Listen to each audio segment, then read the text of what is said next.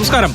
കേരളത്തിലെ ഉന്നത വിദ്യാഭ്യാസ മേഖലയിൽ കൂട്ടക്കുഴപ്പമാണോ? എഞ്ചിനീയറിംഗ് പ്രവേശനത്തിനുള്ള കീം റാങ്ക് ലിസ്റ്റ് റദ്ദാക്കിയതിൽ ഇടപെടാൻ ഹൈക്കോടതി ഡിവിഷൻ ബെഞ്ച് വിസമ്മതിച്ചതോടെ പട്ടിക പഴയ മാനദണ്ഡം അനുസരിച്ച് വീണ്ടും നിർമ്മിക്കുകയാണ് സർക്കാർ. തീരുമാനമെടുക്കുന്നതിൽ വന്ന കാലതാമസമാണ് ഈ പ്രതിസന്ധി ഉണ്ടാക്കിയത്. ആയിരക്കണക്കിന് വിദ്യാർത്ഥികളുടെ ഭാവി തുലാസിലാക്കുന്നതാണ് ഈ അനിശ്ചിതത്വം. അതേസമയം സർവകലാശാലകൾ സമര കലുഷിതമാണ്. VC വിലക്കിയ കേരള സർവകലാശാല രജിസ്ട്രാർ ഇന്ന് ജോലിക്കെത്തിയെന്ന് മാത്രമല്ല, VCയുടെ നിർദ്ദേശങ്ങൾക്ക് കടലാസിന്റെ വില പോലും കൽപ്പിച്ചതുമില്ല. SFI ഇന്ന് രാജ്ഭവനിലേക്ക് വലിയ പ്രതിഷേധം സംഘടിപ്പിക്കുകയും ചെയ്തു. എന്താണ് കേരളത്തിലെ ഉന്നത വിദ്യാഭ്യാസ രംഗത്ത് നടക്കുന്നത്? ഈ ചർച്ചയിൽ ശ്രീ M ശിവപ്രസാദ്, SFIയുടെ സംസ്ഥാന പ്രസിഡന്റ്, ശ്രീ മുഹമ്മദ് ഷമ്മാസ്, KSUവിന്റെ സംസ്ഥാന നേതാവ്, P ശ്യാംരാജ്, BJP പ്രതികരിച്ച്, Shri TPM Ibrahim Khan, CBSE school മാനേജ്മെന്റുകളെ പ്രതിനിധീകരിച്ചവരായിരുന്നു ഇന്ന് ഹൈക്കോടതിയിലെ ഹർജി പക്ഷം. ഷാജർ ഖാൻ വിദ്യാഭ്യാസ പ്രവർത്തകനാണ്. അമൃത് G കുമാർ വിദ്യാഭ്യാസ വിചക്ഷണനാണ്. ആദ്യം Shri TPM Ibrahim Khan, CBSE school വിദ്യാർത്ഥികളുടെയും മാനേജ്മെന്റിന്റെയും ഒക്കെ ഹർജി പരിഗണിച്ചാണ് ഹൈക്കോടതി ഈ തീരുമാനമെടുത്തിരിക്കുന്നത്. പക്ഷേ അതിന്റെ ലോജിക്ക് വളരെ വ്യക്തമാണ്. പ്രോസ്പെക്ടസ് പ്രസിദ്ധീകരിച്ചതിന് ശേഷം ഇങ്ങനെ ഒരു തീരുമാനം എടുക്കുക വഴി മാർക്ക് ഏകീകരണം സംബന്ധിച്ച പുതിയൊരു ഫോർമുല അംഗീകരിക്കുക വഴി സ്വാഭാവിക നീതിയുടെ ലംഘനം നടന്നിട്ടുണ്ട് എന്ന് ഹൈക്കോടതി കാണുന്നുണ്ട്. എന്തായാലും ഈ തവണത്തെ അഡ്മിഷൻ കഴിഞ്ഞ തവണ എങ്ങനെയായിരുന്നോ അതേമാതിരി, അതേ സ്കീമിൽ അല്ലെങ്കിൽ അതേ ഫോർമുലയിലായിരിക്കും മാർക്ക് കാൽക്കുലേറ്റ് ചെയ്യുകയും റാങ്ക് ലിസ്റ്റ് വരികയും ചെയ്യുക. പക്ഷേ ഈ പ്രക്രിയ അപ്പാടെ തന്നെ കുഴപ്പമാണ് എന്ന് പറഞ്ഞിട്ടില്ല. അടുത്ത തവണ പ്രോസ്പെക്ടസ് വരുന്നതിന് മുൻപ് സമാനമായൊരു തീരുമാനമെടുത്ത് അത് പ്രോസ്പെക്ടസിൽ ചേർത്താൽ ഈ പ്രശ്നം അവസാനിച്ചു. അതുകൊണ്ട് ഇതിപ്പോ CBSE സ്കൂൾ മാനേജ്മെന്റുകളെ സംബന്ധിച്ച് ഈ ഒരു വർഷം മാത്രം നേടുന്ന വിജയമല്ലേ?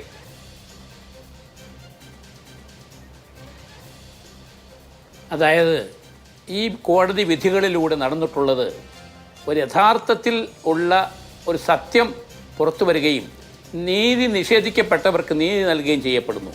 അതായത് കേരളത്തിലെ കഴിഞ്ഞ ഈ കീം പരീക്ഷകളിലൊക്കെ ആകെ വിദ്യാർത്ഥികൾ പങ്കെടുക്കുന്നതിൽ 70% വിദ്യാർത്ഥികളും സ്റ്റേറ്റ് സിലബസിൽ നിന്നുള്ളവരാണ്. 10-നും 15-നും ഇടയ്ക്കുള്ള ശതമാനം വിദ്യാർത്ഥികളാണ് CBSE ICE പ്രതികരിച്ചുള്ളത്. പക്ഷേ റിസൾട്ട് വരുമ്പോൾ മുൻ വർഷങ്ങൾ നമുക്കറിയാം, ഈ സമ്പ്രദായം നിലവിൽ വന്നതിന് ശേഷം റിസൾട്ട് വരുമ്പോൾ 70% CBSE ICSE വിദ്യാർത്ഥികൾ സീറ്റുകൾ കരസ്ഥമാക്കുന്നുണ്ട്. ആ സംഭവം നടന്നു വരികയാണ്. അത് വ്യക്തമായ ഒരു സ്കീമിൻ്റെ അടിസ്ഥാനത്തിൽ നടക്കുന്ന പരീക്ഷകളാണ്. ആ വ്യക്തമായി നടക്കുന്ന പരീക്ഷകളുടെ അടിസ്ഥാനത്തിൽ ഫോർമുലകളുണ്ട്. അതെല്ലാവർക്കും അറിയാം. അത് പ്രകാരമാണ് നടക്കുന്നത്. അതിൽ CBSE വിദ്യാർത്ഥികൾ കൂടുതൽ വിജയം കരസ്ഥമാക്കുന്നത് അവർ പഠിക്കുന്നത് കൊണ്ടാണ്, അവരുടെ പഠനത്തിൻ്റെ നിലവാരം കൊണ്ടാണ്. മറ്റാരെയും താഴ്ത്തിക്കെട്ടാനല്ല, മറിച്ച് നമ്മുടെ രാജ്യത്തെ വിദ്യാഭ്യാസ സമ്പ്രദായവും സാങ്കേതികമായ വിദ്യാഭ്യാസവുമൊക്കെ അത് അർഹിക്കുന്ന മേഖലയ്ക്ക് എത്തണമെങ്കിൽ അത് അർഹിക്കുന്ന നിലയിലുള്ള വിദ്യാഭ്യാസ യോഗ്യത ഉള്ളവരാണ് വരേണ്ടത്. അതുകൊണ്ടാണ് CBSE സ്കൂളുകളിൽ പഠിക്കുന്ന വിദ്യാർത്ഥികൾ ഈ കീം പരീക്ഷയും അതുപോലുള്ള പ്രവേശന പരീക്ഷകളിലൊക്കെ ഈ സംഭവത്തിൽ പ്രവേശന പരീക്ഷാ കമ്മീഷണർക്ക് തന്നെ ഒരു അനോമലിയുണ്ട്. കേരള സിലബസ് പഠിക്കുന്ന ഫോളോ ചെയ്യുന്ന വിദ്യാർത്ഥികൾ നീതി നിഷേധം നേരിടുന്നുവെന്ന് അദ്ദേഹത്തിന് ബോധ്യം വന്ന് അദ്ദേഹം ഉന്നത വിദ്യാഭ്യാസ വകുപ്പിന് മുമ്പിൽ ഇക്കാര്യം ശ്രദ്ധയിൽപ്പെടുത്തി. അതനുസരിച്ച് ഈ ഏറ്റവും പ്രധാനപ്പെട്ട വിദഗ്ധരെ ഉൾപ്പെടുത്തിയ ഒരു സമിതിയെ രൂപീകരിച്ച ആ സമിതിയുടെ റിപ്പോർട്ടിന്റെ അടിസ്ഥാനത്തിലാണ് പുതിയ ഫോർമുല സർക്കാർ സ്വീകരിച്ചത്. ആ പുതിയ ഫോർമുല സ്വീകരിച്ചത് വൈകിപ്പോയി, യഥാർത്ഥ സമയത്തല്ല ഇത് എന്നുള്ള കാരണത്താലാണ് ഹൈക്കോടതി ആ ഫോർമുല നിരാകരിച്ചത്. അതല്ലാതെ ഈ വിഷയത്തിന്റെ മെറിറ്റിൽ ഈ സർക്കാർ ചെയ്ത കാര്യം തെറ്റാണെന്നോ പുതിയ ഫോർമുല അപാകതയുള്ളതാണെന്നോ ഒന്നും കോടതി കണ്ടിട്ടില്ല. അതായത് ആ വിഷയം കോടതിന് മുമ്പിലുണ്ടായിരുന്നില്ല. ഒരു വിഭാഗം വിദ്യാർത്ഥികൾക്ക് അനീതി സംഭവിച്ചിരിക്കുന്നു. അവർ പരീക്ഷ എഴുതിയതിന് ശേഷം അതിൽ നിന്ന് വിരുദ്ധമായ ഒരു ഫോർമുലയുടെ അടിസ്ഥാനത്തിൽ വീണ്ടും റാങ്ക് ഉണ്ടാക്കാൻ പോകുന്നു. അപ്പോൾ ഉന്നതമായ റാങ്ക് കരസ്ഥമാക്കിയ പലരും താഴേക്ക് പോകും, വളരെ മാർക്ക് കുറഞ്ഞ ആൾക്കാർ മുമ്പോട്ട് വരും. ഇതാണ് ആ അനീതിയാണ് കോടതി കണ്ടത്. ഇന്ത്യൻ ഭരണഘടന ഉറപ്പ് നൽകുന്ന ആർട്ടിക്കിൾ 40 അടിസ്ഥാനത്തിൽ ഉറപ്പ് നൽകുന്ന ആ നീതി നിഷേധിക്കാൻ പാടില്ല എന്നാണ് കോടതി കണ്ടിട്ടുള്ളത്. അത് ഒരു പക്ഷേ അതുമൂലം നമ്മുടെ ഈ സമ്പ്രദായത്തിന് എന്തെങ്കിലും ബുദ്ധിമുട്ടുണ്ടാകുമ്പോൾ തന്നെയും ഈ നിരപരാധികളായ വിദ്യാർത്ഥികൾ അതിന് ഉത്തരവാദികളല്ല. അവരുടെ ഭാഗത്തുനിന്നും അവർ പഠിച്ചു, ജയിച്ചു, മാർക്ക് കിട്ടി, അവർ റാങ്ക് കിട്ടി. അങ്ങനെയുള്ള അതിനുശേഷം ഒരു ആലോചനയുമില്ലാതെ ഈ തരത്തിലുള്ള ഒരു നിയമം, ഒരു സമ്പ്രദായം കൊണ്ടുവന്ന് അർഹതയുടെ അംഗീകാരം നിഷേധിക്കുന്ന ഒരവസരം ഉണ്ടാകുക എന്ന് പറഞ്ഞാൽ മനുഷ്യ ജീവിതത്തിൽ നമുക്ക് സഹിക്കാൻ കഴിയാത്തതാണ്. ശരി, ശ്രീ ഷാജർ ഖാൻ, കോടതി ഈ നീതി ഉറപ്പുവരുത്തി. ശരി, നീതി എന്നുള്ളത് ഡിബേറ്റബിൾ ആയിട്ടുള്ള ഒരു കാര്യമാണ്. നീതി പലപ്പോഴും ആപേക്ഷികവുമാണ്. ഇവിടെ ശ്രീ ഷാജർ ഖാൻ അപേക്ഷ സ്വീകരിക്കുമ്പോൾ പ്രോസ്പെക്ടസിൽ പറഞ്ഞ കാര്യം പാലിക്കാതെ വേറൊരു കാര്യം പ്രോസ്പെക്ടസ് ഭേദഗതി ചെയ്ത് വരുത്തുമ്പോൾ അവിടെ ഒരു നീതി നിഷേധമുണ്ട്. അത് കൃത്യമായും ഹൈക്കോടതി ചൂണ്ടിക്കാണിക്കുകയും ഹൈക്കോടതി സിംഗിൾ ബെഞ്ചും ഡിവിഷൻ ബെഞ്ചും അക്കാര്യം ശരിവെക്കുകയും ചെയ്തിട്ടുണ്ട്. ശരിയാണ്. പക്ഷേ നീതി എന്നുള്ളത് വേറൊരു തുലാസിൽ വെച്ച് തൂക്കിയാൽ വേറൊന്നാവും. ഞാൻ ഈ പ്രോസ്പെക്ടസ് മാറ്റുന്ന കാര്യമല്ല പറഞ്ഞത്, മറിച്ച് ഈ മാർക്ക് കാൽക്കുലേറ്റ് ചെയ്യുന്ന കാര്യമാണ്. അപ്പോൾ നീതി നിഷേധിക്കപ്പെട്ടു എന്ന് കേരള സിലബസ് പഠിച്ച വിദ്യാർത്ഥികൾക്ക്, ഭൂരിഭാഗം വരുന്ന പരീക്ഷ എഴുതിയ വിദ്യാർത്ഥികൾക്കും തോന്നാം. ഇത് വളരെ കോംപ്ലക്സ് ആയിട്ടുള്ള ഒരു കാര്യമാണ്. സർക്കാർ ഇത് കുളമാക്കി എന്ന് തോന്നുന്നുണ്ടോ? അല്ല, സർക്കാർ കുറച്ചുകൂടി അവധാനതയോടുകൂടി പെരുമാറേണ്ടിയിരുന്നതാണ്. ഇത് എന്തൊരു കഷ്ടമാണ്. കാരണം കഴിഞ്ഞ അധ്യയന വർഷത്തിൽ തന്നെ ഈ ഒരു പ്രതിസന്ധി ഉടലെടുത്തതാണല്ലോ. അപ്പോൾ അതുകൊണ്ട് അതിനെ സംബന്ധിച്ച് പഠിക്കാൻ ഒരു കമ്മീഷനെ വെക്കുന്നു. പക്ഷേ അതെല്ലാം വളരെ വൈകിയാണ്. ഏപ്രിൽ മാസമാണ് അതിനെ സംബന്ധിക്കുന്ന റിപ്പോർട്ട് നൽകുന്നത്. അതിനുശേഷം പരീക്ഷ നടക്കുന്നു. പരീക്ഷ കഴിഞ്ഞതിന് ശേഷം പിന്നെ 2 മാസം റിസൾട്ട് വരാൻ വൈകുന്നു. അതിനുശേഷം ഉത്തരവിറങ്ങാൻ വീണ്ടും ഒരുപക്ഷെ ഇതിനെ സംബന്ധിക്കുന്ന ഈ സമീകരണം എന്ന് പറയുന്ന നോർമലൈസേഷൻ പ്രോസസ്സിനെ സംബന്ധിച്ച് പുതുതായി തമിഴ്നാട് മോഡൽ എടുക്കാൻ സംസ്ഥാന സർക്കാർ തീരുമാനിക്കുകയും ആ തീരുമാനത്തിൻ്റെ അപ്രൂവൽ, സംസ്ഥാന സർക്കാരിൻ്റെ അപ്രൂവൽ കിട്ടാൻ ബഹുമാനപ്പെട്ട നമ്മുടെ മുഖ്യമന്ത്രിയുടെ ടേബിളിലേക്ക് കാര്യങ്ങൾ പോകുന്നു. അവിടെ നിന്ന് അനുമതി കിട്ടാൻ വൈകുന്നു. അപ്പോൾ നമുക്കൊരു എൻട്രൻസ് കമ്മീഷണറുണ്ട്. ആ എൻട്രൻസ് കമ്മീഷണർ ഇത് യഥാസമയം ഈ കാര്യങ്ങൾ നീക്കിയിരുന്നെങ്കിൽ ഒരുപക്ഷെ ഇപ്പോൾ 69,000-ഓളം വിദ്യാർത്ഥികളുടെ ഭാവി ഇത്തരത്തിൽ തുലാസിലാടുന്ന ഒരു സ്ഥിതിവിശേഷം ഉണ്ടാകുമായിരുന്നില്ല. ഹൈക്കോടതിയിൽ ഈ പ്രശ്നം ചർച്ചയ്ക്ക് പോലും എടുത്തില്ല. കാരണം അവസാന നിമിഷം പ്രോസ്പെക്ടസിൽ ഇങ്ങനെ ഉൾപ്പെടുത്തുന്നു എന്ന് പറയുമ്പോൾ, അഥവാ ഏത് പ്രോസ്പെക്ടസ് പ്രകാരമാണോ ഈ പറയുന്ന പരീക്ഷ നടന്നത് അതിന് വിരുദ്ധമായി മറ്റൊരു നിർദ്ദേശം വരുന്നു എന്ന് ചൂണ്ടിക്കാണിച്ചാൽ സ്വാഭാവികമാണ് ഹൈക്കോടതി അത് റദ്ദാക്കുമല്ലോ. അത് അങ്ങനൊരു നിയമത്തിന് മുന്നിൽ വന്നാൽ ആ ഒരൊറ്റ ടെക്നിക്കലായിട്ടുള്ള കാര്യം മാത്രമേ കോടതി പരിഗണിക്കാറുള്ളൂ സാധാരണഗതിയിൽ. അത് മാത്രമേ പരിഗണിച്ചിട്ടുള്ളൂ. ഇപ്പോൾ ഡിവിഷൻ ബെഞ്ചിൽ ചെന്നു, അവിടെയും അത് അവരെടുക്കാൻ പോലും തയ്യാറാകുന്നില്ല. അപ്പോൾ പിന്നെ ഇനി വിദ്യാർത്ഥികൾ എന്ത് ചെയ്യും? എത്ര കഷ്ടപ്പെട്ട് പഠിച്ച വിദ്യാർത്ഥികളാണ്. ആ വിദ്യാർത്ഥികളെ സംബന്ധിച്ച് ഞാനിപ്പോൾ CBSE എന്നോ സ്റ്റേറ്റ് സിലബസ് എന്നോ അതിലെ 60-70% വിദ്യാർത്ഥികൾ സ്റ്റേറ്റ് സിലബസിലെ വിദ്യാർത്ഥികളാണ്. 25-26% CBSE വിദ്യാർത്ഥി, 2% ICSE വിദ്യാർത്ഥികൾ വരുന്നത്. ഞാൻ പറഞ്ഞത് അത് എത്ര ശതമാനമായിക്കോട്ടെ, ഒരു വിദ്യാർത്ഥിയാണെങ്കിൽ പോലും വളരെ കഷ്ടപ്പെട്ടാണ് അവർ ഈ എൻട്രൻസ് എക്സാമിനേഷന് വേണ്ടി പഠിക്കുന്നത്. അപ്പോൾ അവിടെ ഈ പറയുന്ന 50-50 ഫോർമുല, 50% മാർക്ക് ഈ പറയുന്ന എൻട്രൻസിനെ അടിസ്ഥാനപ്പെടുത്തി, ബാക്കി 50 അവരവർ പഠിച്ച സ്കീമിൻ്റെ, അവരവർ പഠിച്ച സിലബസിനെ അടിസ്ഥാനപ്പെടുത്തിയ മാർക്കിനെയും ആധാരപ്പെടുത്തുമ്പം അത് തന്നെ ശാസ്ത്രീയമാണോ എന്ന് പരിശോധിക്കേണ്ട ഒരു സാഹചര്യത്തിലാണ് കാര്യങ്ങൾ വരുന്നത്. തീർച്ചയായിട്ടും ഈ പറഞ്ഞ വ്യത്യസ്ത സിലബസുകളിൽ പഠിക്കുമ്പോൾ സ്വാഭാവികമായിട്ടും ഒരു സ്റ്റാൻഡർഡൈസേഷൻ മെക്കാനിസം വേണം. അതിനെ സംബന്ധിച്ച് എന്തായാലും ഒരു പെർഫെക്റ്റ് ആയിട്ടുള്ള സ്കീം ഉണ്ടാക്കുക അസാധ്യമായ കാര്യമാണ്, തർക്കമില്ല. കഴിഞ്ഞ തവണ ഭൂരിപക്ഷം കേരള സ്റ്റേറ്റ് സിലബസ് വിദ്യാർത്ഥികളും പുറത്തായിപ്പോയി. അപ്പോൾ സ്വാഭാവികമായി ഇത്തവണ കുറേ കൂടി ഒരു നീതിപൂർവകമായ ഒരു മാനദണ്ഡം എന്ന നിലയ്ക്ക് സർക്കാർ തമിഴ്നാട് മോഡൽ സ്വീകരിക്കുകയുണ്ടായി. അവിടെ കുറച്ചുകൂടി ബെറ്റർ അല്ലെങ്കിൽ ഏറ്റവും മികച്ചതെന്ന് പറയാൻ പറ്റത്തില്ല, കുറച്ചുകൂടി ബെറ്റർ എന്ന് പറയാവുന്ന ഒരു മെക്കാനിസം അഡോപ്റ്റ് ചെയ്തു. പക്ഷെ അപ്പോഴും ആ മെക്കാനിസം നടപ്പിലാക്കുന്നതുമായി ബന്ധപ്പെട്ട് എൻട്രൻസ് കമ്മീഷണർക്ക് അതിനകത്ത് വളരെ ഗുരുതരമായ വീഴ്ചകൾ സംഭവിച്ചിട്ടുണ്ട്. യഥാസമയം ഇടപെടൽ ഇതിനകത്ത് തീർച്ചയായിട്ടും ഡിലേ വരുത്തി ഒരു കുറ്റകൃത്യമാണ്. കുഴപ്പമുണ്ടാക്കിയത് ഒരു സംശയവും വേണ്ട ഡിലേ ആണ്. കാരണം ഈ പ്രോസ്പെക്ടസ് പ്രസിദ്ധീകരിച്ചതിന് ശേഷമാണ് ഈ ഫോർമുല പുനഃപരിശോധിക്കുന്നതുമായി ബന്ധപ്പെട്ട ആദ്യത്തെ നീക്കം പോലും നടന്നത്. ഫെബ്രുവരിക്ക് ശേഷമാണ്, ഏപ്രിൽ മാസത്തിലാണ് വിദഗ്ധ സമിതി രൂപീകരിച്ചത്. അപ്പോൾ വൈകി ചെയ്ത കാര്യം ആത്യന്തികമായി ഇത്രയധികം വിദ്യാർത്ഥികളുടെ ആശങ്കയ്ക്ക്, അവരുടെ ഭാവി തുലാസിലാവുന്നതിന് ഇടയാക്കി എന്നുള്ളത് ഏറ്റവും മോശപ്പെട്ട ഒരു കാര്യമാണെന്നുള്ള കാര്യം നമ്മൾ കൃത്യമായി പറഞ്ഞു പോകണം. ശ്രീ അമൃത് ജി കുമാർ, നോക്കൂ, ഈ തവണത്തെ എൻട്രൻസ് പരീക്ഷയുടെ കീം റിസൾട്ട് വന്നപ്പോൾ കീം റാങ്ക് ലിസ്റ്റിൽ ഇത്തവണത്തെ ആദ്യത്തെ 10 പേരിൽ 5 പേർ കേരള സിലബസുകാരാണ്. ആദ്യത്തെ 100-ൽ 43 പേർ കേരള സിലബസുകാരാണ്. ആദ്യത്തെ 5000-ൽ 2539 പേർ കേരള സിലബസുകാരാണ്. ഇവിടെ സൂചിപ്പിച്ചതുപോലെ 70% വിദ്യാർത്ഥികളും പരീക്ഷ എഴുതിയ വിദ്യാർത്ഥികളും കേരള സിലബസ് ഫോളോ ചെയ്യുന്നവരാണ്. അപ്പോൾ സ്വാഭാവികമായും ഇങ്ങനെ തന്നെയാണ് റിസൾട്ട് വരേണ്ടത്. പക്ഷേ കഴിഞ്ഞ വട്ടവും അതിന് മുമ്പത്തെ വട്ടമൊന്നും അങ്ങനെ ഉണ്ടായില്ല. CBSE വിദ്യാർത്ഥികളുടെ അപ്രമാദിത്വം ഈ റാങ്ക് ലിസ്റ്റിൽ ഉണ്ടായി. അത് കേരള വിദ്യാർത്ഥികൾ നേരിടുന്ന, കേരള സിലബസിലെ വിദ്യാർത്ഥികൾ നേരിടുന്ന നീതി നിഷേധമാണ് എന്ന നിലയിലാണ് ചൂണ്ടിക്കാണിച്ചത്. ആ അനോമലി പരിഹരിക്കാനാണ് സർക്കാർ ഇക്കാര്യം ചെയ്തത്. പക്ഷേ ചെയ്തത് വൈകിപ്പോയി, പ്രതിസന്ധി ഉണ്ടാവുകയും ചെയ്തു. ഇതിനൊരു ശാശ്വതമായ പരിഹാരം ഉണ്ടാവുമെന്ന് താങ്കൾ വിചാരിക്കുന്നുണ്ടോ? അടുത്ത തവണ ഇത് ഉണ്ടാവാതിരിക്കാൻ എന്ത് വേണം?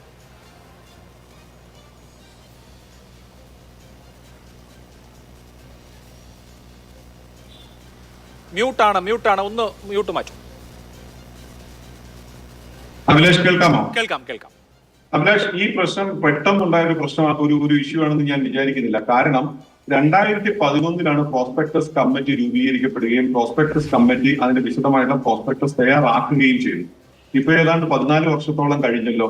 അപ്പൊ ഈ 14 വർഷങ്ങളോളമായിട്ട്, ഇന്നിപ്പോ 2025 നമ്മളിപ്പോ ഉള്ളത്, ഈ 14 വർഷങ്ങളായിട്ട് ആർക്കാണ് ഡിസഡ്വാൻറ്റേജ് ഉണ്ടായിക്കൊണ്ടിരുന്നത് എന്നുള്ളൊരു ചോദ്യം വളരെ പ്രധാനപ്പെട്ടതാണ്. 14 വർഷമായി ആർക്കോ ഡിസഡ്വാൻറ്റേജ് നേരിട്ടുകൊണ്ടിരിക്കുകയായിരുന്നു.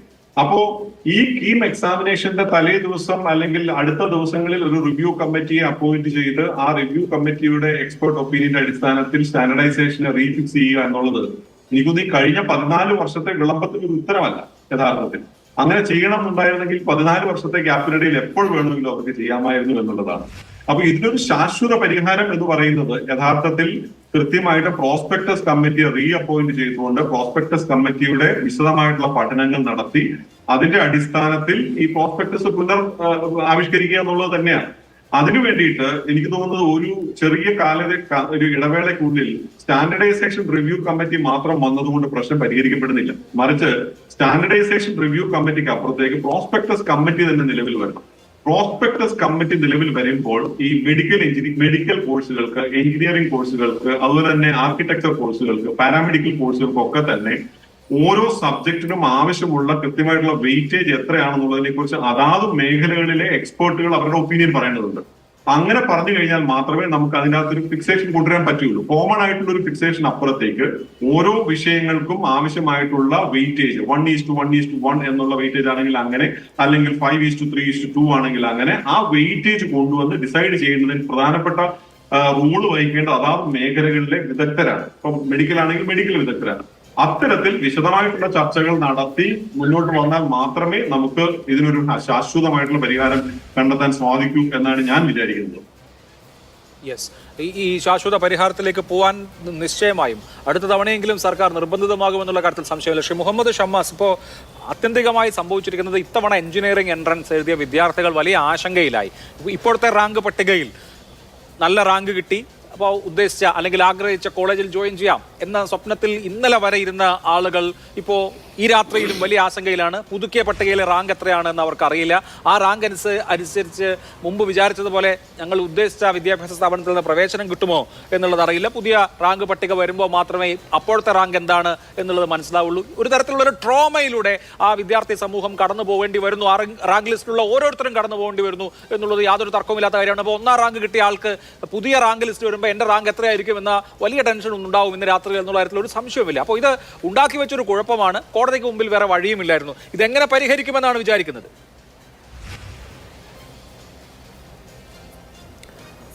അഭിലാഷ്, ഇതിനകത്ത് വളരെ വ്യക്തമായി തന്നെ ഈ വിഷയം ഉയർന്നു വന്ന ആദ്യ ഘട്ടത്തിൽ തന്നെ സർക്കാരിൻ്റെ ഭാഗത്തുനിന്ന് ഗുരുതരമായ അലംഭാവം ഉണ്ടായി എന്നുള്ളത് ഇപ്പം പ്രകടമാണ്. ഇന്നിപ്പോൾ ഈ കാണിക്കുന്ന തിടുക്കം, ഇന്നലെ കോടതി വിധി വന്ന ഉടനെ അപ്പീൽ പോകുന്നു, ഇന്ന് മറിച്ചൊരു തീരുമാനവും ഉണ്ടാകാതെ അപ്പീലിലും വിധി എതിരായപ്പോൾ ഇന്ന് തന്നെ രാത്രി റാങ്ക് ലിസ്റ്റ് മാറ്റി പ്രസിദ്ധീകരിക്കുമെന്ന് പറയുന്നു.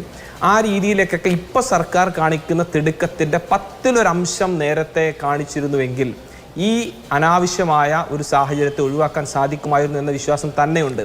കേവലം ഈ പറഞ്ഞ എക്സ്പേർട്ട് കമ്മിറ്റിയെ വെച്ച് അതിൻ്റെ റിപ്പോർട്ട് കിട്ടിയിട്ട് പോലും എത്ര ദിവസം പരീക്ഷാഫലം പ്രസിദ്ധീകരിക്കാൻ എടുത്തു എന്നുള്ള വസ്തുതയൊക്കെ നമ്മുടെ ദിവസങ്ങളും അതിൻ്റെ തീയതികളും സഹിതം നമ്മുടെ മുമ്പിലുണ്ട്. ഇപ്പോൾ അഭിലാഷ് സൂചിപ്പിച്ചതുപോലെ ഒരു വലിയ വിഭാഗം വിദ്യാർത്ഥികൾ അവരുടെ മാനസികാവസ്ഥയെ വലിയ രീതിയിൽ ബാധിക്കുന്ന ഒരു അവസ്ഥയിലേക്ക് ഇന്ന് കാര്യങ്ങൾ എത്തിച്ചേർന്നിരിക്കുന്നു. വിദ്യാർത്ഥികളെ സംബന്ധിച്ച് ഏറ്റവും പ്രയാസകരമായ സാഹചര്യങ്ങളെയൊക്കെ അതിജീവിച്ച് ഈ പറഞ്ഞ എല്ലാ തരത്തിലുള്ള പരിമിതികളെയും അതിജീവിച്ച് അവർ ഉന്നതമായ റാങ്കൊക്കെ കരസ്ഥമാക്കി അവരുടെ വിജയത്തെ അവർ ആശ്വാസത്തോടെ മുന്നോട്ട് കൊണ്ടുപോകുമ്പോൾ അവർ പഠിക്കാൻ ആഗ്രഹിക്കുന്ന കോഴ്സിനും അവരുടെ കോളേജിനും ഒക്കെ ആവശ്യമായ ക്രമീകരണങ്ങൾ നടത്തി മുന്നോട്ട് പോകാൻ ആഗ്രഹിക്കുമ്പോൾ അതിനിടയിലാണ് ഇത്തരം കേവലം ഒരു സർക്കാരിൻ്റെ ഭാഗത്തുനിന്നുണ്ടായ ഒരു പ്രധാന വീഴ്ചയുടെ ഭാഗമായി തന്നെ ഈ ഒരു അവസ്ഥയിലേക്ക് അവരെ കൊണ്ട് എത്തിക്കുന്നത്. ഒരു തരത്തിലും ന്യായീകരിക്കാൻ കഴിയാത്തൊരു സംഭവം. മന്ത്രി ബിന്ദുവിന് തന്നെ, ഉന്നത വിദ്യാഭ്യാസ മന്ത്രി ബിന്ദുവിന് തന്നെ ഈ കാര്യത്തിൽ ഒരു വ്യക്തതയും ഇല്ല. അടുത്ത വർഷം എന്ത് ചെയ്യുമെന്ന് വെച്ചാൽ ആ മന്ത്രിക്ക് മറുപടിയില്ല. ഇതിനിപ്പോൾ സുപ്രീം കോടതി പോകാൻ വല്ല വഴിയുണ്ടോ എന്ന് വെച്ചാൽ അതിന് മന്ത്രിക്ക് മറുപടിയില്ല. ഇന്നലെ തന്നെ മന്ത്രി ആദ്യഘട്ടത്തിലും വിഷയത്തെക്കുറിച്ച് കോടതിയിൽ നിന്ന് എതിരായൊരു വിധി ഉണ്ടായപ്പോൾ മന്ത്രി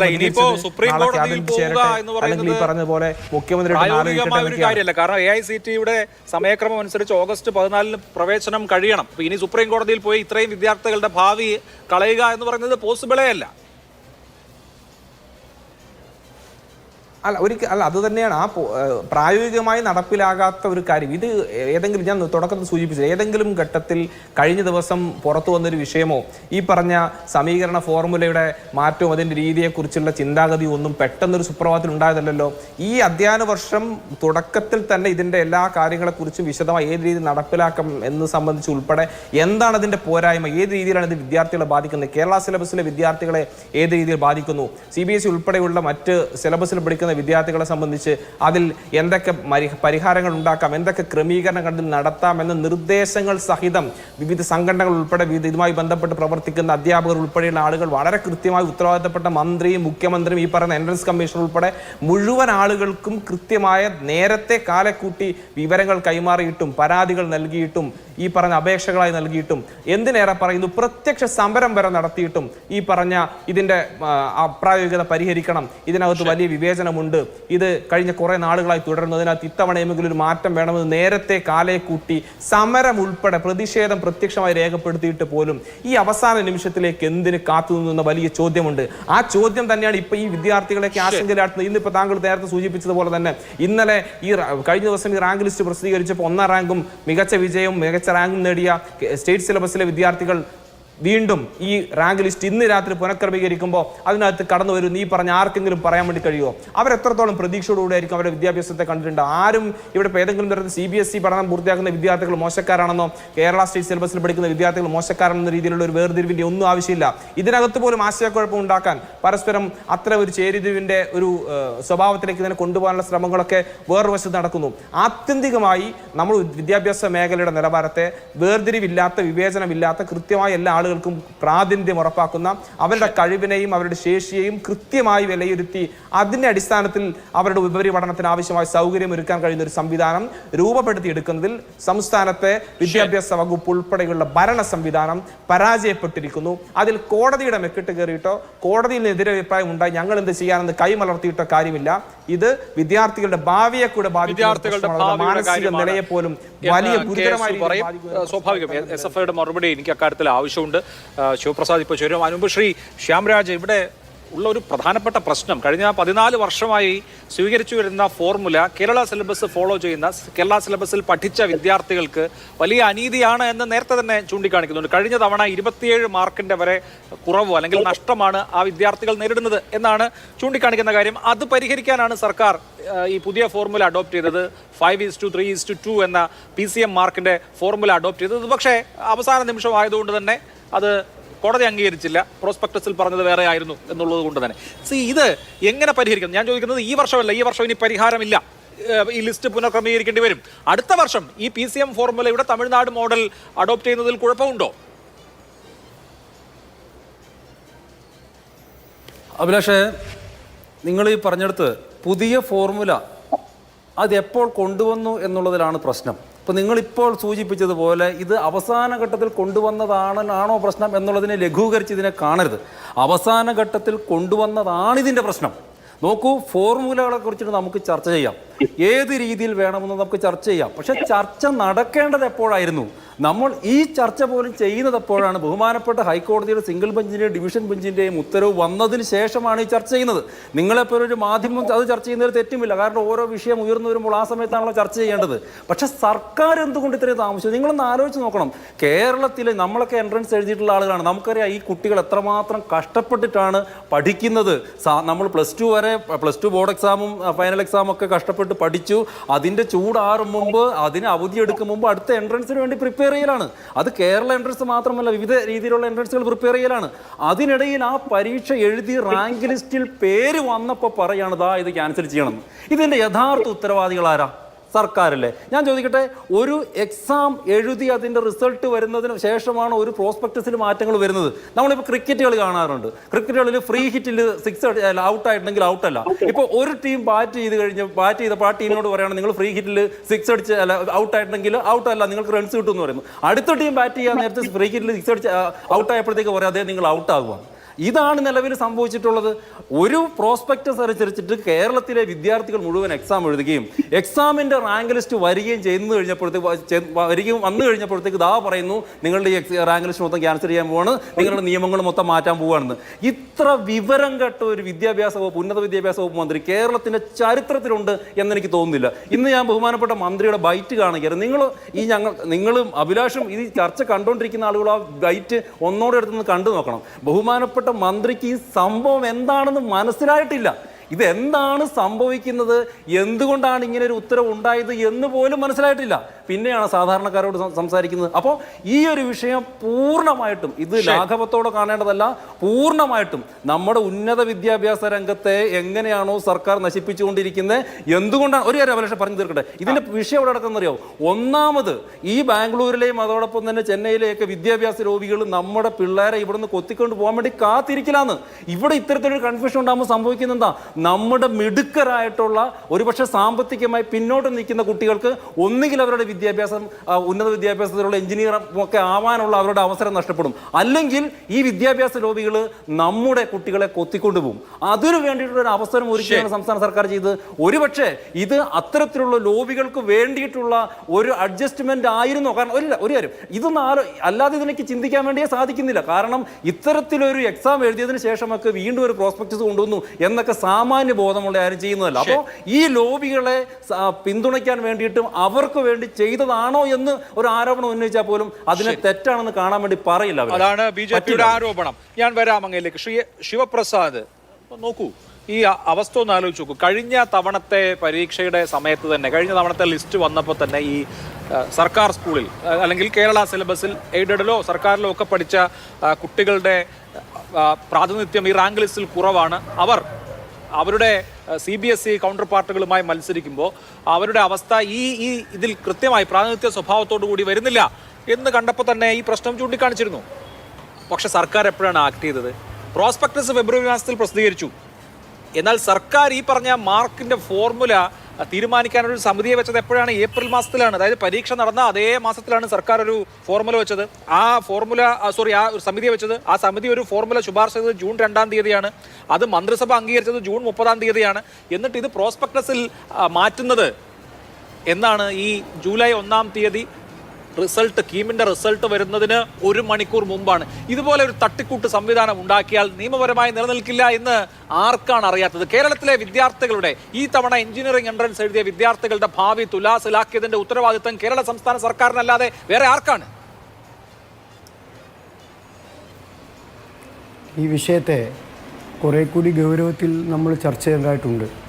ഈ വിഷയം നമ്മൾ ചർച്ച ചെയ്യുമ്പോൾ ഉണ്ടാകുന്നൊരു പ്രധാനപ്പെട്ട പ്രശ്നം, ഞാനിപ്പോഴാണ് നിങ്ങളുടെ ചർച്ചയിൽ ജോയിൻ ചെയ്യുന്നത്. അതിനുമുമ്പ് CBSE മാനേജ്മെൻറ്റിനെ പ്രതികരിച്ചൊരു വ്യക്തി ഈ ചർച്ചയിൽ പങ്കെടുക്കുന്നത് ഞാൻ കേട്ടു. വളരെ വലിയ തെറ്റിദ്ധാരണാത്മകമായ ചർച്ച ഈ വിഷയത്തിൻ്റെ ഹർജിയിലേക്ക് പോകുന്നതിനുൾപ്പെടെ ഉണ്ടായിട്ടുണ്ട്. അതായത് CBSE കുട്ടികളോട് ഈ പ്രോസ്പെക്ടസിൽ മാറ്റം വരുത്തുന്നത് വഴി എന്തോ ഒരു അനീതി കേരളത്തിലുണ്ടായി എന്നൊരു പ്രചരണം കേരളത്തിനകത്ത് ഉണ്ടാവുകയാണ്. സത്യത്തിൽ നമ്മുടെ കേരള സിലബസിൽ പഠിക്കുന്ന, സ്റ്റേറ്റ് ബോർഡിൽ പഠിക്കുന്ന കുട്ടികളെ കൂടി നീതീകരിക്കാനാവുന്ന ഒരു ഫോർമുലയാണ് കേരളത്തിലെ ഗവൺമെൻറ് മുന്നോട്ട് വെച്ചത് എന്ന് നാം കൃത്യമായി വ്യക്തമാക്കേണ്ടതായിട്ടുണ്ട്. അപ്പോൾ അതുകൊണ്ട് തന്നെ ഇത് ആരുടെയെങ്കിലും അവസരം നശിപ്പിക്കാൻ വേണ്ടിയല്ല, മറിച്ച് എല്ലാവരെയും തുല്യ അവസരത്തിൽ പരിഗണിക്കുന്നതിന് വേണ്ടിയിട്ടാണ് ഇങ്ങനൊരു ഫോർമുല കേരളത്തിലെ ഗവൺമെൻറ് മുന്നോട്ട് വെച്ചത് എന്ന് കൃത്യമായി നാം വ്യക്തമാക്കേണ്ടതായിട്ടുണ്ട്. അതിലൊരു അവ്യക്തത പലപ്പോഴും പല ചർച്ചകളിലും കീമുമായി ബന്ധപ്പെട്ട് നമ്മുടെ സമൂഹത്തിൽ നടക്കുന്ന ചർച്ചകൾ ഉണ്ടാവുന്നുണ്ട്. ഏതെങ്കിലും ഒരു CBSE വിദ്യാർത്ഥിയുടെ അവസരം നഷ്ടപ്പെടുത്തുന്നതിനോ സ്റ്റേറ്റ് സിലബസിൽ പഠിക്കുന്ന, സ്റ്റേറ്റ് ബോർഡിൽ പഠിക്കുന്ന ഏതെങ്കിലും കുട്ടിക്ക് പ്രത്യേകമായി എന്തെങ്കിലും സൗകര്യം ചെയ്യുന്നതിന് വേണ്ടിയിട്ടല്ല ഇങ്ങനൊരു മാറ്റം നമ്മുടെ കീമിൻ്റെ പ്രോസ്പെക്ടസിൽ വരുത്തുന്നതിന് സംസ്ഥാന ഗവൺമെൻറ് തീരുമാനിച്ചിരിക്കുന്നത് എന്ന് നാം ബോധ്യപ്പെടേണ്ടതായിട്ടുണ്ട്. അതിലുണ്ടായ സാങ്കേതികമായ ചില പ്രശ്നങ്ങളാണ് ഇപ്പോൾ ഗൗരവമായ വിഷയങ്ങളിലേക്ക്, റാങ്ക് ലിസ്റ്റ് ഉൾപ്പെടെ റദ്ദ് ചെയ്യേണ്ട വിഷയങ്ങളിലേക്ക് വന്നിരിക്കുന്നത്. അതിൽ നമ്മുടെ കേരളത്തിലെ ഗവൺമെൻറ് ഈ കീമുമായി ബന്ധപ്പെട്ട പ്രവേശന നടപടിക്രമം ആരംഭിക്കുമ്പോൾ തന്നെ ഞാൻ മനസ്സിലാക്കുന്നത്, ആ പ്രോസ്പെക്ടസ് പരിശോധിച്ചാൽ ക്ലോസ് 1.6-ൽ ഈ പ്രോസ്പെക്ടസുമായി ബന്ധപ്പെട്ട് ഇങ്ങനെ ചില മാറ്റങ്ങൾ, അത് ഏത് മാറ്റങ്ങളാണെന്ന് സംബന്ധിച്ചും ആ പ്രോസ്പെക്ടസ് ചൂണ്ടിക്കാണിക്കുന്നുണ്ട്.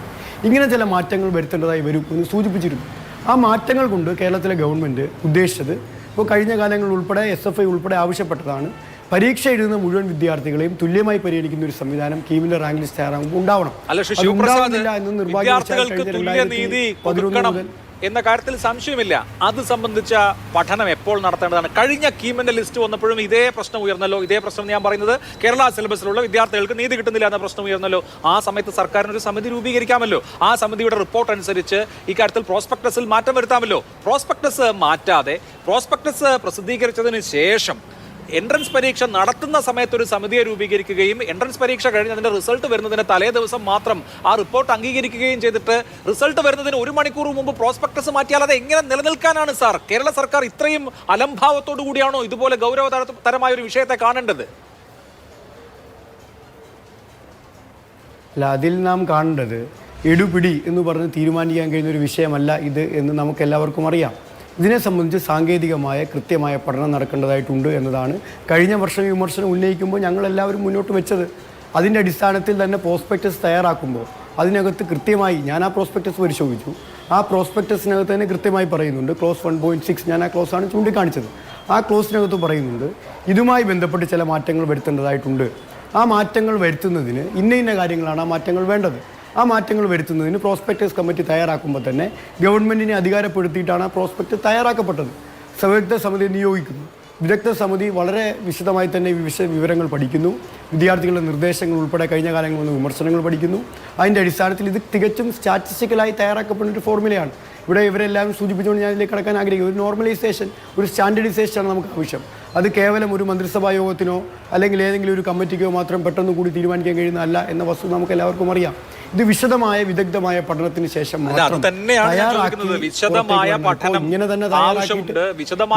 തയ്യാറാക്കിയിട്ട് വിദഗ്ധരുടെ സമിതിയെ എപ്പോൾ നിയോഗിക്കണമായിരുന്നു? വിദഗ്ധരുടെ സമിതിയെ നിയോഗിച്ചത് ഈ ഏപ്രിൽ മാസമാണ്.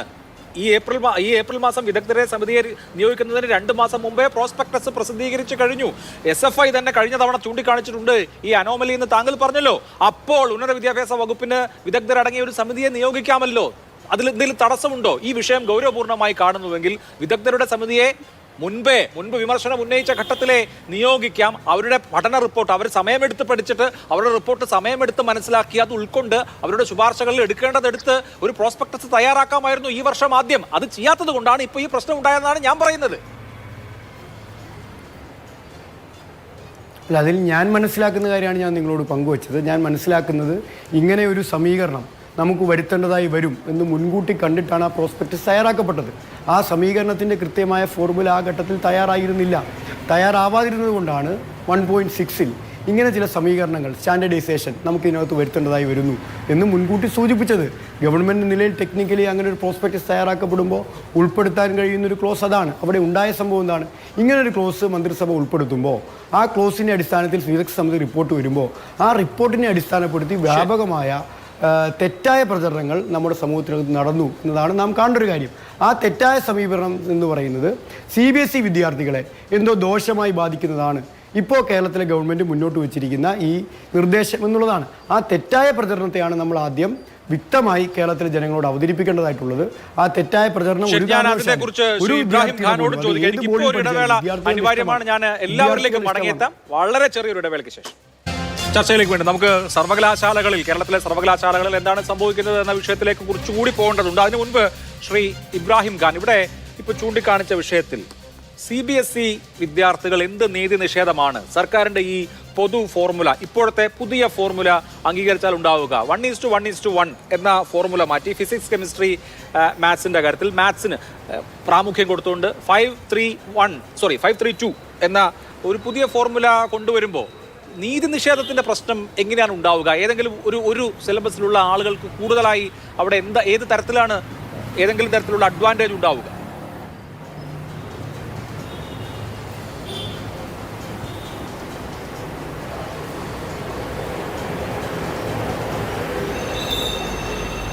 ശ്രീ TPM ഇബ്രാഹിം യഥാർത്ഥത്തിൽ കീം പരീക്ഷാ സമ്പ്രദായം തുടങ്ങിയത് മുതൽ വ്യക്തമായ ഒരു ഫോർമുലയുടെ അടിസ്ഥാനത്തിൽ നടന്നു വരികയാണ്. ആ അവസരങ്ങളിലെല്ലാം എല്ലാ വിഭാഗം വിദ്യാർത്ഥികളും പങ്കെടുക്കുന്നു. അർഹതയുടെ അംഗീകാരം ലഭിച്ചില്ല, റാങ്ക് ലഭിക്കുന്നു. അത് മറ്റൊരു വിഭാഗത്തിനും നീതി നിഷേധിക്കേണ്ട കാര്യമില്ല. യഥാർത്ഥത്തിൽ വിദ്യാർത്ഥികളുടെ കഴിവ് നോക്കി തിരഞ്ഞെടുക്കുന്ന ഒരു സമ്പ്രദായമാണല്ലോ കീ. അതിനെക്കുറിച്ച് ആർക്കും തർക്കമില്ല. പക്ഷേ ഒരു സുപ്രഭാതത്തിൽ ഇത്തരം പല നാളുകളായി നടന്നു വരുന്ന നീതിപൂർവമായ ഒരു സമ്പ്രദായത്തിന് വിരാമമിട്ടുകൊണ്ട് വെറുതെ ഇതിൻ്റെ ഫോർമുല പറയുമ്പോൾ എന്താണെന്ന് മനസ്സിലാകുന്നില്ല. ചിന്തിക്കുന്നിടത്തോളം CBSE വിദ്യാർത്ഥികളാണെങ്കിലും സ്റ്റേറ്റ് വിദ്യാർത്ഥികളാണെങ്കിലും അവരുടെ അർഹതയുടെ അംഗീകാരം കിട്ടണം. അതാണ് ഈ സമ്പ്രദായത്തിൻ്റെ ഉദ്ദേശം തന്നെ. അതനുസരിച്ച് ഇവർ നടന്നു വരുന്നു. ഇതിപ്പോൾ ഒരു പരീക്ഷ കഴിഞ്ഞതിന് ശേഷം വിദ്യാർത്ഥികളെല്ലാം അവരുടെ പ്രവേശനത്തിന്റെ അവരുടെ റാങ്കിന്റെ അടിസ്ഥാനത്തിൽ കണ്ടുകൊണ്ട് പ്രവർത്തിക്കാൻ തുടങ്ങുമ്പോൾ ഒരു പരീക്ഷ കഴിഞ്ഞ് റാങ്ക് ലിസ്റ്റ് വരുന്നതിന് 1 മണിക്കൂർ മുമ്പ് പ്രോസ്പെക്ടസിൽ മാറ്റം വരുന്നത് തെറ്റാണ്. അപേക്ഷ കൊടുക്കുന്ന സമയത്ത് തന്നെ എന്താണോ പ്രോസ്പെക്ടസിൽ പറഞ്ഞിട്ടുള്ളത് അത് കൃത്യമായി വിദ്യാർത്ഥികൾക്ക് ബോധ്യമാവണം. അതനുസരിച്ച് വേണം പ്രവേശന നടപടി. എനിക്ക് അക്കാര്യത്തിൽ തർക്കമില്ല. കോടതി അതാണ് പറഞ്ഞത്. ഞാൻ ചോദിക്കുന്നത് ഇനിയുള്ള കാലത്ത് ഒരു പുതിയ ഫോർമുല അഡോപ്റ്റ് ചെയ്താൽ എന്താണ് കുഴപ്പം? അതുകൊണ്ട് CBSE വിദ്യാർത്ഥികൾക്ക് എന്ത് നീതി നിഷേധം നേരിടുമെന്നാണ് എന്റെ ചോദ്യം. അതുകൊണ്ട് ഒരു കുഴപ്പവുമില്ല. CBSE വിദ്യാർത്ഥികളെ സംബന്ധിച്ചിടത്തോളം നീതിപൂർവമായ ഏതൊരു ഫോർമുലയും സന്തോഷത്തോടുകൂടി അംഗീകരിക്കുന്നതാണ്. അർഹതയുടെ അംഗീകാരമായിരിക്കണം, അവരെഴുതുന്ന മെറിറ്റിൻ്റെ അടിസ്ഥാനത്തിലുള്ളതായിരിക്കണം. അങ്ങനെയുള്ള ഏതൊരു ഫോർമുലയും CBSE സംബന്ധിച്ചിടത്തോളം പൂർണ്ണ സമ്മതമുള്ളതാണ്. അല്ലാതെ കേരളത്തിലുള്ള വിദ്യാർത്ഥികൾ എല്ലാം കേരളീയ പൗരന്മാരുടെ മക്കളും സന്തതികളുമാണ്. അവർക്ക് നീതി ലഭിക്കണം. അത് നിഷേധിക്കപ്പെട്ടത് ഇതുപോലെ തയ്യാറായി കഴിയുമ്പോൾ ഒരു പ്രത്യേക സുപ്രഭാതത്തിൽ വന്ന് നിഷേധിക്കുക എന്ന് പറഞ്ഞ അനീതിയാണ്. അത് മാത്രമേ CBSE സ്കൂളെ സംബന്ധിച്ച് എനിക്ക് പറയാനുള്ളൂ. ശരി, അങ്ങനെയാണെങ്കിൽ അത് വ്യക്തമാണ്. ഇപ്പോൾ ഈ പ്രോസ്പെക്ടസ് അവസാന നിമിഷം മാറ്റിയതിൽ പ്രശ്നമുണ്ട്. പക്ഷേ ഭാവിയിൽ ഒരു പുതിയ ഫോർമുല വന്നാൽ അത് എല്ലാവർക്കും ഒരേപോലെ പ്രയോജനം ലഭിക്കുന്നതാണ് എങ്കിൽ ഒരു കുഴപ്പവുമില്ല എന്ന് CBSE സ്കൂളുകളുടെ പ്രതിനിധി പറയുമ്പോൾ ഓക്കെ, ആ വിഷയം അവിടെ സെറ്റിൽ ചെയ്തു എന്ന് വിചാരിക്കാം. അടുത്ത വർഷമെങ്കിലും സംസ്ഥാന സർക്കാർ നേരത്തെ കാലത്തെ ഈ കാര്യങ്ങളൊക്കെ ചെയ്ത് വിദ്യാർത്ഥികൾക്ക് ഇത്തവണ ഉണ്ടായതുപോലെയുള്ള ആശങ്കകളും മറ്റു കുഴപ്പങ്ങളുമില്ലാതെ സർക്കാർ നേരത്തെ കാലത്തെ ഇക്കാര്യങ്ങൾ ചെയ്യട്ടെ. ഈ കോടതി ഉത്തരവ് ഒരു കണ്ണു തുറപ്പിക്കലായി മാറട്ടെ എന്ന് നമുക്ക് പ്രതീക്ഷിക്കാം. ഓക്കെ, അങ്ങനെയാണെങ്കിൽ ആ വിഷയം സെറ്റിൽ ചെയ്തു. നമ്മൾ അടുത്ത വിഷയത്തിലേക്ക് വന്നാൽ ശ്രീ ശിവപ്രസാദ്, താങ്കളിൽ നിന്ന് തുടങ്ങാം. കാരണം നിങ്ങളാണ് ഇന്നും സമരം നടത്തിയത്. ഈ എഞ്ചിനീയറിംഗ് പ്രവേശനത്തിന്റെ കാര്യത്തിൽ മാത്രമല്ല, നമ്മുടെ സർവകലാശാലകളുടെ അവസ്ഥ നോക്കൂ. ഇപ്പോൾ കേരള സർവകലാശാലയിൽ രജിസ്ട്രാർ ആരാണ് എന്ന് വൈസ് ചാൻസലർക്ക് തീരുമാനിക്കാൻ പറ്റത്തില്ല. വൈസ് ചാൻസലർ കുറേ നിർദ്ദേശങ്ങൾ കൊടുക്കുന്നുണ്ട്. ഇന്ന ആളെ രജിസ്ട്രാറായി വെക്കണം, ഈ രജിസ്ട്രാർ ഇന്ന ഫയലുകൾ നോക്കരുത്, ഈ രജിസ്ട്രാറെ അല്ല വേറെ രജിസ്ട്രാറെയാണ് പ്രവേശിപ്പിക്കേണ്ടതെന്ന് സെക്യൂരിറ്റി ഉദ്യോഗസ്ഥർക്ക് നിർദ്ദേശം കൊടുക്കുന്നു. ഒന്നും നടക്കുന്നില്ല എന്ന് മാത്രമല്ല, VCക്ക് യൂണിവേഴ്സിറ്റിയിലേക്ക് പോകാൻ പോലും പറ്റുന്നില്ല. അപ്പോൾ ഒരു സർവകലാശാലയിൽ വൈസ് ചാൻസലർക്ക് സർവകലാശാലയിൽ പോകാൻ പോലും പറ്റാത്ത നിലയിലേക്ക് കേരളത്തിലെ സർവകലാശാലകളും കൂടി മാറിക്കഴിയുമ്പോൾ ഉള്ള അവസ്ഥ എന്താണ്? ഇത് നാഥനില്ല കളരിയായി മാറുകയാണോ? അതിന് രാഷ്ട്രീയം അവിടെ നിൽക്കട്ടെ, സർവകലാശാലകൾ ഫംഗ്ഷൻ ചെയ്യുന്നില്ല എന്ന അവസ്ഥയിലേക്ക് പോയാൽ എങ്ങനെ ശരിയാവും? നിങ്ങളുടെ തലവാചകം ഞാൻ ഇപ്പോഴാണ് ശ്രദ്ധിക്കുന്നത്. ആ തലവാചകത്തിൽ പറയുന്നത് സർവകലാശാലകൾ സ്വാഭാവികമായി നിങ്ങൾ ഉയർത്തുന്നത് പോലെ താറുമാറായോ എന്നുള്ളതാണ് നിങ്ങൾ ഈ ചർച്ചയുടെ തലവാചകത്തിൽ ചേർത്തിരിക്കുന്നത്. ആ തലവാചകത്തോട് തന്നെ വിമർശനം രേഖപ്പെടുത്തിക്കൊണ്ട് ഞാൻ പറയട്ടെ, നിങ്ങൾ ഉപയോഗിച്ചിരിക്കുന്ന തലവാചകം യഥാർത്ഥത്തിൽ രാജ്യത്തെ RSSന്റെ സർവകലാശാലകളിൽ കൂട്ടക്കുഴപ്പമോ എന്നുള്ളതാണ് സർവകലാശാലകളുമായി ബന്ധപ്പെട്ട തലവാചകം. ഉന്നത വിദ്യാഭ്യാസം താറുമാറായോ എന്ന് ചോദിച്ചത് ഈ കീം പരീക്ഷയുമായി ബന്ധപ്പെട്ടാണ്. അതെ, അത് നീ പറഞ്ഞ 2 തലവാചകങ്ങളും കേരളത്തിലെ വിദ്യാഭ്യാസ മേഖല താറുമാറാകണം എന്നുള്ളത് രാജ്യം ഭരിക്കുന്ന RSSന്റെ പ്രത്യേകമായ അജണ്ടയാണ്. കാരണം രാജ്യത്തിന് മാതൃകയായി, ലോകത്തിന് മാതൃകയായി കേരളത്തിലെ പൊതുവിദ്യാഭ്യാസം, ഉന്നത വിദ്യാഭ്യാസം ഇങ്ങനെ നിൽക്കുന്നത് കാണുമ്പോൾ സ്വാഭാവികമായി അതിനെ തകർക്കണം എന്ന രാഷ്ട്രീയ ഗൂഢാലോചന അപ്പുറത്ത് രൂപപ്പെടുന്നത് സ്വാഭാവികമാണ്. ആ രാഷ്ട്രീയ ഗൂഢാലോചന പ്രതിഫലനമാണ് കേരളത്തിലേക്ക് അയക്കുന്ന ഗവർണർമാർ വഴി നിരന്തരമായി കഴിഞ്ഞ കുറച്ച് വർഷങ്ങളായി കേരളത്തിൽ RSSന്റെ പണിശാലയിൽ തയ്യാറാക്കിയ അജണ്ട കേരളത്തിൽ നടപ്പിലാക്കിക്കൊണ്ടിരിക്കുന്നത്. നാം മനസ്സിലാക്കേണ്ട ഒരു കാര്യം, ഇപ്പോൾ കേരള യൂണിവേഴ്സിറ്റി തന്നെ ചർച്ചയ്ക്കെടുത്താൽ ഒരു സ്റ്റാറ്റ്യൂട്ടറി യൂണിവേഴ്സിറ്റി അല്ലെങ്കിൽ ഒരു യൂണിവേഴ്സിറ്റി അത് പ്രവർത്തിക്കുന്നത് കൃത്യമായ യൂണിവേഴ്സിറ്റി സ്റ്റാറ്റ്യൂട്ട് അനുസരിച്ചാണ്. യൂണിവേഴ്സിറ്റി സ്റ്റാറ്റ്യൂട്ട് എന്ന് പറയുന്നത് വർഷങ്ങൾക്ക് മുമ്പ് എഴുതപ്പെട്ട യൂണിവേഴ്സിറ്റിയുടെ ഭരണഘടനാ നിയമമാണ്. ആ ഭരണഘടനാ നിയമം എങ്ങനെയായിരിക്കണം ആ യൂണിവേഴ്സിറ്റിയുടെ പ്രധാനപ്പെട്ട ബോഡികൾ പ്രവർത്തിക്കണമെന്ന് സംബന്ധിച്ച് കൃത്യമായി നിർദ്ദേശിക്കുന്നുണ്ട്. വൈസ് ചാൻസലറുടെ ഉത്തരവാദിത്തങ്ങൾ എന്തെല്ലാം, കടമകൾ എന്തെല്ലാം, എന്താണ് അദ്ദേഹത്തിൻ്റെ അധികാരം, അതിലേറ്റവും പ്രധാനപ്പെട്ട സമിതികൾ ഏതെല്ലാമാണ്, ആ സമിതികൾ എങ്ങനെ പ്രവർത്തിക്കണം, അതിന് ഏതൊക്കെ തീരുമാനങ്ങൾ എടുക്കാൻ കഴിയും, ഉദ്യോഗസ്ഥരെ നിയമിക്കുന്ന ആരെല്ലാമാണ്, ഇതിനൊക്കെ കൃത്യമായ നിയമമുണ്ട്. അല്ല, ഒരു ചോദ്യം അക്കാര്യത്തിൽ ചോദിച്ചോട്ടെ. ശ്രീ എം ശിവപ്രസാദ്, ഈ പറഞ്ഞ കാര്യങ്ങളൊക്കെ സർവകലാശാലയുമായി ബന്ധപ്പെട്ട ഭരണപരമായ തീരുമാനങ്ങളാണല്ലോ. അതായത് സിൻഡിക്കേറ്റിനാണോ വൈസ് ചാൻസലർക്കാണോ അധികാരം? അച്ചടക്ക നടപടി എടുക്കാൻ സിൻഡിക്കേറ്റിന് എത്രമാത്രം അധികാരമുണ്ട്? അതുപോലെ തന്നെ VC ഒരു തീരുമാനമെടുത്താൽ അത് സിൻഡിക്കേറ്റ് റാറ്റിഫൈ ചെയ്യേണ്ടതല്ലേ? ഇതൊക്കെ സർവകലാശാലയുടെ അഡ്മിനിസ്ട്രേഷനുമായി ബന്ധപ്പെട്ട വിഷയങ്ങളാണ്. അക്കാഡമിക് ആയ വിഷയമോ വിദ്യാർത്ഥികളെ ബാധിക്കുന്ന വിഷയമോ അല്ല. ഇപ്പോൾ സിൻഡിക്കേറ്റിന്റെ പൊസിഷനുണ്ട്, VCക്ക് VCയുടെ പൊസിഷനുണ്ട്. അത് നിയമപരമായും ഇപ്പോൾ നമ്മുടെ രാഷ്ട്രീയ സംവിധാനങ്ങളുടെ ഭാഗം കൂടിയാണല്ലോ സിൻഡിക്കേറ്റ്. രാഷ്ട്രീയമായും നേരിടാവുന്ന അല്ലെങ്കിൽ പരസ്പരം ഏറ്റുമുട്ടാവുന്ന വിഷയം തന്നെയാണ്. പക്ഷെ അതിലൊരു വിദ്യാർത്ഥി സംഘടനയുടെ റോളും സ്കോപ്പും എന്താണ്? ഭരണപരമായ കാര്യങ്ങളിൽ അതിന് ബന്ധപ്പെട്ട ആളുകളല്ലേ അതുമായി ബന്ധപ്പെട്ട കാര്യങ്ങൾ നീക്കേണ്ടത്? നിങ്ങളുടെ വാദം തികച്ചും തെറ്റായ വാദമാണ്. കാരണം ഇതിനെയെല്ലാം ആത്യന്തികമായി ബാധിക്കുന്നത് ഈ സർവകലാശാലയിലെ വിദ്യാർത്ഥികളെയാണ് സാർ. നിങ്ങൾ നോക്ക്, മോഹനൻ കുന്നുമൽ ഇപ്പോൾ കേരള യൂണിവേഴ്സിറ്റിയുടെ താൽക്കാലിക വൈസ് ചാൻസലറാണ്. നിങ്ങൾ ഈ കേരളത്തിൽ അന്വേഷണാത്മക മാധ്യമപ്രവർത്തനം ഒരുപാട് നിലകളിൽ നടത്തിയിട്ടുള്ള മാധ്യമ സ്ഥാപനമാണല്ലോ. നിങ്ങളൊരു അന്വേഷണാത്മക മാധ്യമപ്രവർത്തനം നടത്ത്.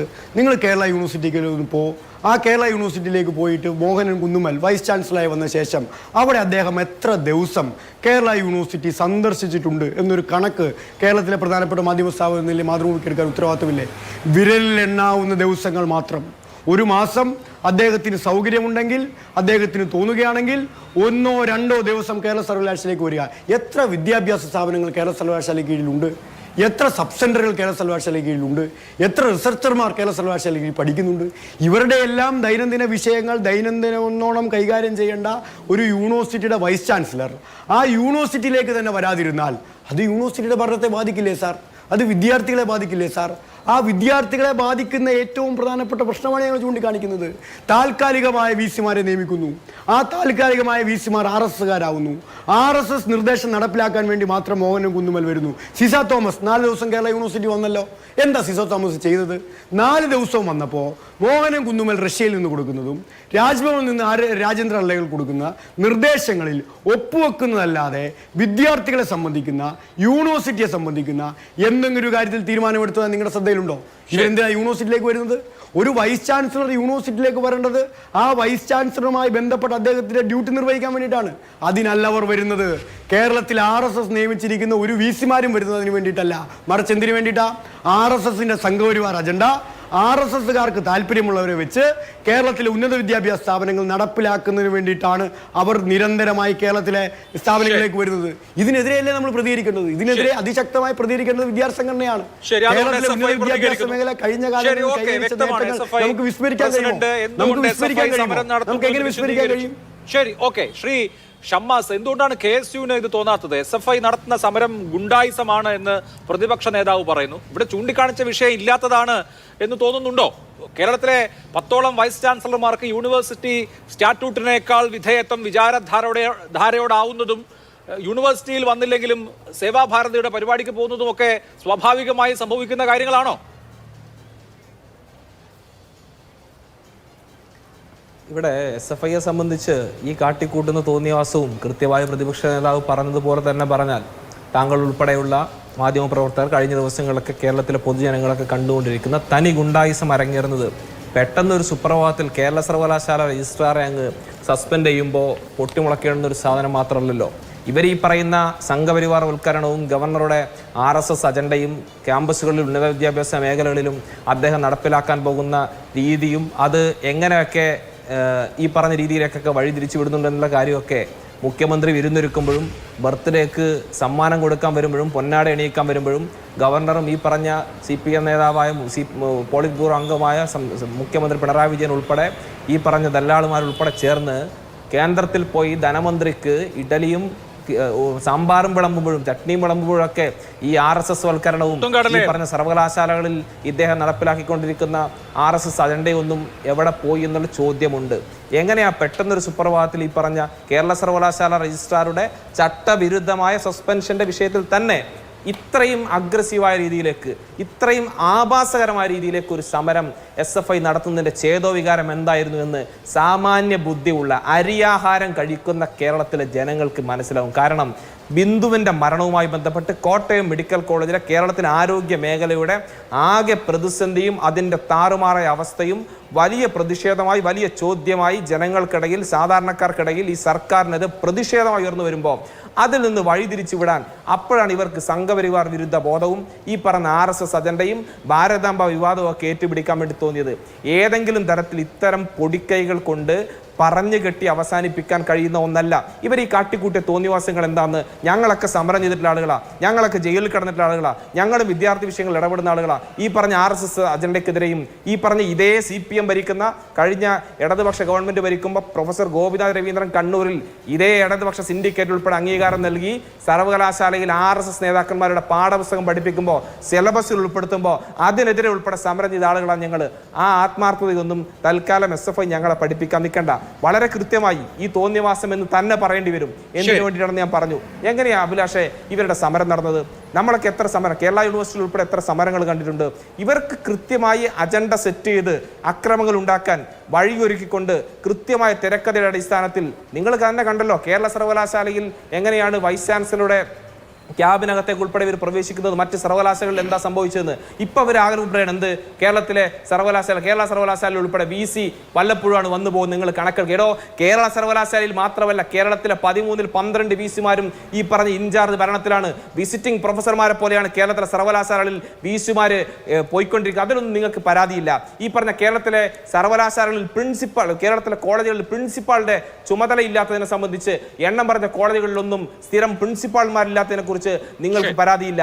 നിങ്ങൾ പെട്ടെന്നൊരു സുപ്രഭാതത്തിൽ ഇതാ ഞങ്ങളുടെ RSS വിരോധം ഇതാ പുറത്തിയാടിയിരിക്കുന്നു എന്ന് പറഞ്ഞ് ചാടി തുള്ളുന്ന രീതിയല്ലാതെ എന്തെങ്കിലും ഒരു തരിം ആത്മാർത്ഥത നിങ്ങൾക്ക് ഈ സമരത്തിൽ നിങ്ങൾ ഈ പറഞ്ഞ ഏതെങ്കിലും വിദ്യാർത്ഥി വിഷയം ഉന്നയിച്ചിട്ടാണ് ഈ സമരം ചെയ്യുന്നത്? ഇവിടെ കീമിന്റെ കാര്യം പറഞ്ഞല്ലോ, മറുപടി പറയും. ഓക്കെ, അതിന് SFI മറുപടി പറയും. അതിനു മുമ്പ് നമുക്ക് BJPയുടെ പൊസിഷൻ കൂടി അറിയേണ്ടതുണ്ട്. ശ്രീ ശ്യാംരാജ്, സംഭവിക്കുന്നത് എന്താണ്? ഇപ്പൊ നടക്കുന്നത് എന്താണ്? അധികാര തർക്കമാണ്. ആർക്കാണ് അധികാരം?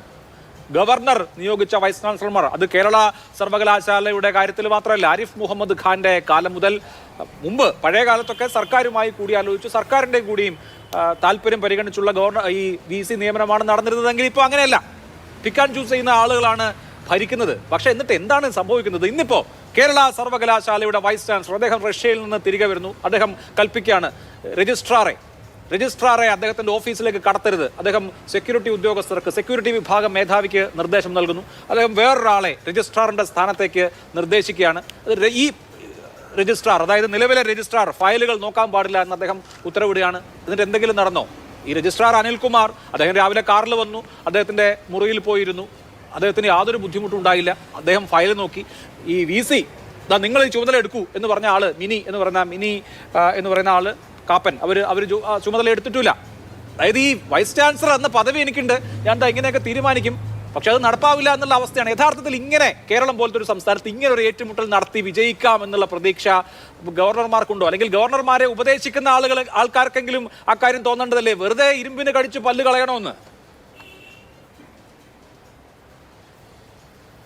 അഭിലാഷേ, VCയും രജിസ്ട്രാറും തമ്മിലുള്ള നിയമപരമായ പോരാട്ടത്തിൽ ഞങ്ങൾ കക്ഷികളല്ല. നിയമത്തിൻ്റെ വഴിക്ക് നീങ്ങട്ടെ. രജിസ്ട്രാർ ബഹുമാനപ്പെട്ട ഹൈക്കോടതിയിൽ പോയിരുന്നപ്പോൾ ഹൈക്കോടതി എന്താണ് ചോദിച്ചത്? ഇനി മറ്റു വിഷയങ്ങളുമൊക്കെ ആയിട്ട് ബന്ധപ്പെട്ട് നിയമത്തിൻ്റെ വഴികൾ കൂടി തന്നെ പോയിക്കോട്ടെ. അതിൽ ഞങ്ങൾ കക്ഷികളെയല്ല. അതിൽ നിയമം എന്താണോ നിഷ്കർഷിക്കുന്നത് ആ രീതിയിൽ കാര്യങ്ങൾ നടന്നുകൊള്ളട്ടെ. എന്തായാലും കേരളത്തിലെ സർവകലാശാലകളും ഉന്നത വിദ്യാഭ്യാസ രംഗവും മുമ്പോട്ട് പോവുക തന്നെ വേണം. ഇവിടെ SFIയുടെ പ്രതിനിധി ഒരു 4-5 തവണ RSS ഇങ്ങനെ ആവർത്തിച്ച് പറയുകയുണ്ടായി. ഒന്ന്, അദ്ദേഹം പ്രതിനിധാനം ചെയ്യുന്ന സംവിധാനങ്ങൾക്കും സംഘടനയ്ക്കും ഈ RSSനെ പറ്റി വലിയ ധാരണയൊന്നും ഇല്ലാത്തതുകൊണ്ടാണ്. ഇന്ന് ഈ രാജ്യത്തിൻ്റെ പ്രധാനമന്ത്രിയും ആഭ്യന്തരമന്ത്രിയും നിങ്ങളോട് സംസാരിക്കുന്ന ഞാനടക്കമുള്ള ആളുകളും ഈ രാജ്യത്തെ അനവധിയായിട്ടുള്ള MPമാരും MLAമാരും മുഖ്യമന്ത്രിമാരും ഒക്കെ RSSന്റെ ആളുകളാണെന്ന്, RSS പ്രവർത്തകർ തന്നെയാണെന്ന്. രാജസ്ഥാനിൽ കമ്മ്യൂണിസ്റ്റ് പാർട്ടിക്ക് ഒരു MP മാത്രമുള്ള അമ്രാം റാം എന്ന് പറയുന്ന ഇവരുടെ സംസ്ഥാന സെക്രട്ടറി, അദ്ദേഹത്തിന് എന്തെങ്കിലും രീതിയിലുള്ള ഒരു പോറൽ പോലും ആ സംസ്ഥാനത്ത് ഏറ്റിട്ടുണ്ടോ? അദ്ദേഹത്തിൻ്റെ ഓഫീസിൽ നേരെ ഒരു സമരം പോലും കല്ലെടുത്ത് എറിയില്ലെങ്കിലും ഞങ്ങളാരെങ്കിലും ചെയ്തിട്ടുണ്ടോ? ഇവിടെ ABVPക്ക് മൃഗീയ സ്വാധീനമുള്ള ഇതര സംസ്ഥാനങ്ങളിലെല്ലാം ഏതെങ്കിലും ഒരു SFIക്കാരൻ പേരിനുണ്ടെങ്കിൽ അവർക്ക് ഏതെങ്കിലും രീതിയിലുള്ള ആക്രമണങ്ങൾ ഉണ്ടായിട്ടുണ്ടോ? പക്ഷെ കേരളത്തിൽ നടക്കുന്നത് എന്താണ്? കേരളത്തിൽ ഏതെങ്കിലും BJPക്കാരനുണ്ടെങ്കിൽ RSS ക്യാമ്പസുകാരനുണ്ടെങ്കിൽ, കേരളത്തിലെ ക്യാമ്പസുകളിൽ ABVP-കാരനുണ്ടെങ്കിൽ അവരെ പ്രവർത്തിപ്പിക്കാൻ വേണ്ടിയിട്ട് പോലും സമ്മതിക്കാതെ യഥാർത്ഥ ഫാസിസമാണ് ഇവർ നടപ്പാക്കുന്നത്. വിദ്യാഭ്യാസ രംഗത്തെ RSS വൽക്കരണം, ഞങ്ങൾക്ക് എന്ത് ആവശ്യമുണ്ട്? എൻ്റെ SFIയുടെ പ്രതിനിധി, ഞങ്ങൾക്ക് അങ്ങനെ എന്തെങ്കിലും ഒരു വൽക്കരണം നടത്തണം. നോക്കൂ, നിങ്ങൾ ഏകൽ വിദ്യാലയങ്ങൾ എന്ന് കേട്ടിട്ടുണ്ടോ? RSSന്റെ പ്രചാരകനായിരുന്ന ബാബുറാവ് ദേവറസ്റ്റ് തുടങ്ങിയതാണ് ജാർഖണ്ഡിൽ ഏകൽ വിദ്യാലയങ്ങൾ. ഇന്ന് ഈ രാജ്യത്ത് 1 ലക്ഷത്തിലധികം ഏകൽ വിദ്യാലയങ്ങളുണ്ട്. നാളിതുവരെയായിട്ട് 10 കോടിയിലധികം വരുന്ന കുട്ടികൾക്ക് പ്രാഥമിക വിദ്യാഭ്യാസം കൊടുത്ത് ഞങ്ങൾ ഏകൽ വിദ്യാലയങ്ങളിലൂടെ എൻറോൾ ചെയ്യിച്ചിട്ടുള്ളത്. വിദ്യാഭാരതി എന്ന് കേട്ടിട്ടുണ്ടോ? RSSന്റെ നിയന്ത്രണത്തിലുള്ള ഞങ്ങളുടെ സ്കൂൾ വിദ്യാഭ്യാസ സംവിധാനങ്ങളാണ്. രാജ്യത്തൊട്ടാകെ 30,000-ൽ പരം വിദ്യാഭ്യാസ സ്ഥാപനങ്ങൾ ഞങ്ങൾക്കുണ്ട്. ഈ കേരളത്തിലുണ്ട് 300-ൽ പരം സ്കൂളുകൾ ഞങ്ങൾക്ക്. അറിയാമോ? തൊടുപുഴയിൽ കുടയത്തൂർ സരസ്വതി വിദ്യാനികേതൻ സ്കൂളുണ്ട്. ആ സ്കൂളിൻ്റെ ട്രസ്റ്റിൻ്റെ വൈസ് ചെയർമാനാണ് ഞാനെന്ന് നിങ്ങൾക്ക് എന്ത് ചെയ്യാൻ വേണ്ടി സാധിക്കും? ഞങ്ങളെ സംബന്ധിച്ചിടത്തോളം ഞങ്ങൾ വിദ്യാഭ്യാസ 1980-കളിൽ ഇവിടെ കേരളത്തിൽ കമ്മ്യൂണിസ്റ്റ് പാർട്ടിക്ക് കൊടി കുത്തി വാണ കാലം മുതൽ ഞങ്ങൾക്ക് ഈ സംവിധാനങ്ങളെല്ലാം കേരളത്തിലുണ്ട്. ഞങ്ങളെ സംബന്ധിച്ചിടത്തോളം വിദ്യാഭ്യാസ സംവിധാനങ്ങൾ നടത്തുന്ന, വിദ്യാഭ്യാസ സ്കൂളുകൾ നടത്തുന്നതെല്ലാം നമ്മുടെ നാട്ടിലെ കുട്ടികൾ മിടുക്കരായിട്ട് വ്യക്തി നിർമ്മാണം നടത്തി വളരുവാനും സമൂഹത്തിനും അവനവർക്കും ഗുണമുണ്ടാവുന്ന രീതിയിൽ പ്രവർത്തിക്കാനും വേണ്ടിയിട്ടാണ്. അല്ലാതെ കേരളത്തിലെ കമ്മ്യൂണിസ്റ്റുകാരൻ കാണിക്കുന്നത് പോലെ ക്യാമ്പസുകൾ അവരുടെ രാക്ഷസ കോട്ടകളാക്കി പിടിച്ചു വെക്കാൻ വേണ്ടിയിട്ടല്ല. അഭിലാഷം, ഞാൻ ഒരു കാര്യം ചോദിച്ചോട്ടെ. ഈ ഗവർണർ വന്നതിന് ശേഷം, അല്ലെങ്കിൽ BJPയുടെ സർക്കാർ കേന്ദ്രത്തിൽ വന്നതിന് ശേഷം കേരളത്തിൽ ഞങ്ങളുടെ BJPയുടെ എത്ര നേതാക്കന്മാരുടെ ഭാര്യമാർ കേരളത്തിലെ യൂണിവേഴ്സിറ്റികളിൽ ജോലിക്ക് കയറി? എത്ര നേതാക്കന്മാരുടെ ഭാര്യകന്മാർ ജോലിക്ക് കയറിയപ്പോൾ അത് വേണ്ട എന്ന് ബഹുമാനപ്പെട്ട ഹൈക്കോടതി പറഞ്ഞു. AN ഷംസീറിന്റെ ഭാര്യ കണ്ണൂർ യൂണിവേഴ്സിറ്റി ജോലി ചെയ്യാൻ വേണ്ടിയിട്ട് പോയപ്പോൾ എന്താണ് സംഭവിച്ചത്? ഇവരുടെ എത്ര നേതാക്കന്മാരുടെ ഭാര്യമാരുടെ ജോലിയുമായിട്ട് ബന്ധപ്പെട്ടാണ് നമ്മൾ ഇതിനു മുമ്പ് എത്രയോ തവണ ചർച്ച ചെയ്തിട്ടുള്ളത്?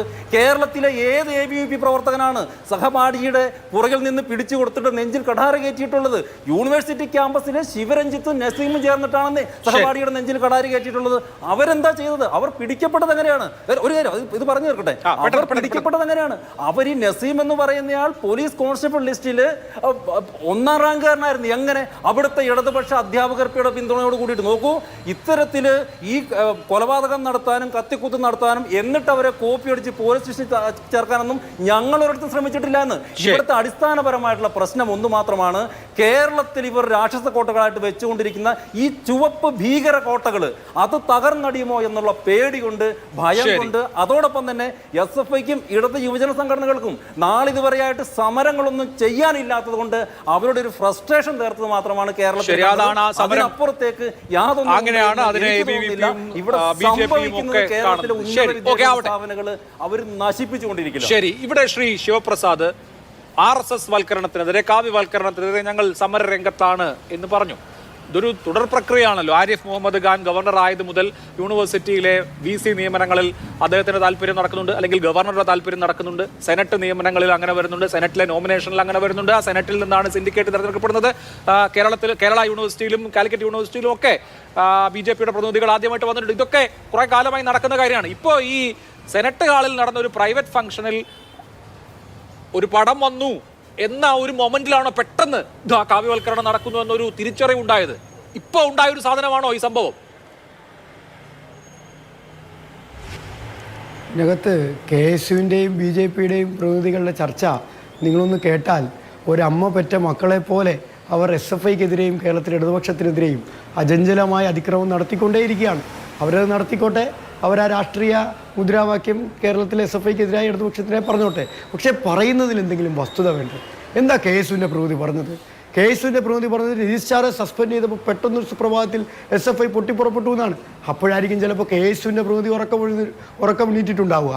പക്ഷേ SFI ഈ കേരളത്തിനകത്ത് ആരിഫ് മുഹമ്മദ് ഖാൻ തുടങ്ങി രാജേന്ദ്ര അർലേക്കർ വരെ ഈ ദിവസം വരെ നടത്തിക്കൊണ്ടിരുന്ന കേരളത്തിലെ ഉന്നത വിദ്യാഭ്യാസ മേഖലയെ കാവ്യവൽക്കരിക്കാനുള്ള നടപടികൾക്കെതിരെ ഈ കേരളത്തിന് തെരുവോരങ്ങളിൽ സമരങ്ങൾ ഉണ്ടായിരുന്നേ. നിങ്ങൾ ഈ കേരളത്തിൻ്റെ തെരുവോരങ്ങളിലേക്ക് നോക്കിയാൽ മതിയായിരുന്നു. നിങ്ങൾ AC റൂമിനകത്തിരുന്ന് നിങ്ങളുടെ നേതാക്കന്മാരോട് മാത്രം സ്വറ പറഞ്ഞിരുന്നാൽ ചിലപ്പോൾ കേരളത്തിന് തെരുവോരങ്ങളിൽ നടക്കുന്ന സമരങ്ങൾ നിങ്ങൾക്ക് കാണാൻ കഴിഞ്ഞൊന്നും വരില്ല. ഞങ്ങൾ ഈ കേരളത്തിൻ്റെ തെരുവോരങ്ങളിലേക്ക് ഇറങ്ങി. രാജേന്ദ്ര അർലേക്കർ ഗവർണറായ ശേഷം ആദ്യം നടത്തിയ പ്രതികരണം നിങ്ങൾക്ക് ഓർമ്മയില്ലേ? കാലിക്കറ്റ് സർവകലാശാലയിലേക്ക് കടന്നു ചെന്നപ്പോൾ അവിടെ ഒരു ബാനർ ഉണ്ടായിരുന്നു SFIയുടെ, we need chancellors not Savarkar. അത് അദ്ദേഹത്തെ ചൊടിപ്പിച്ചു.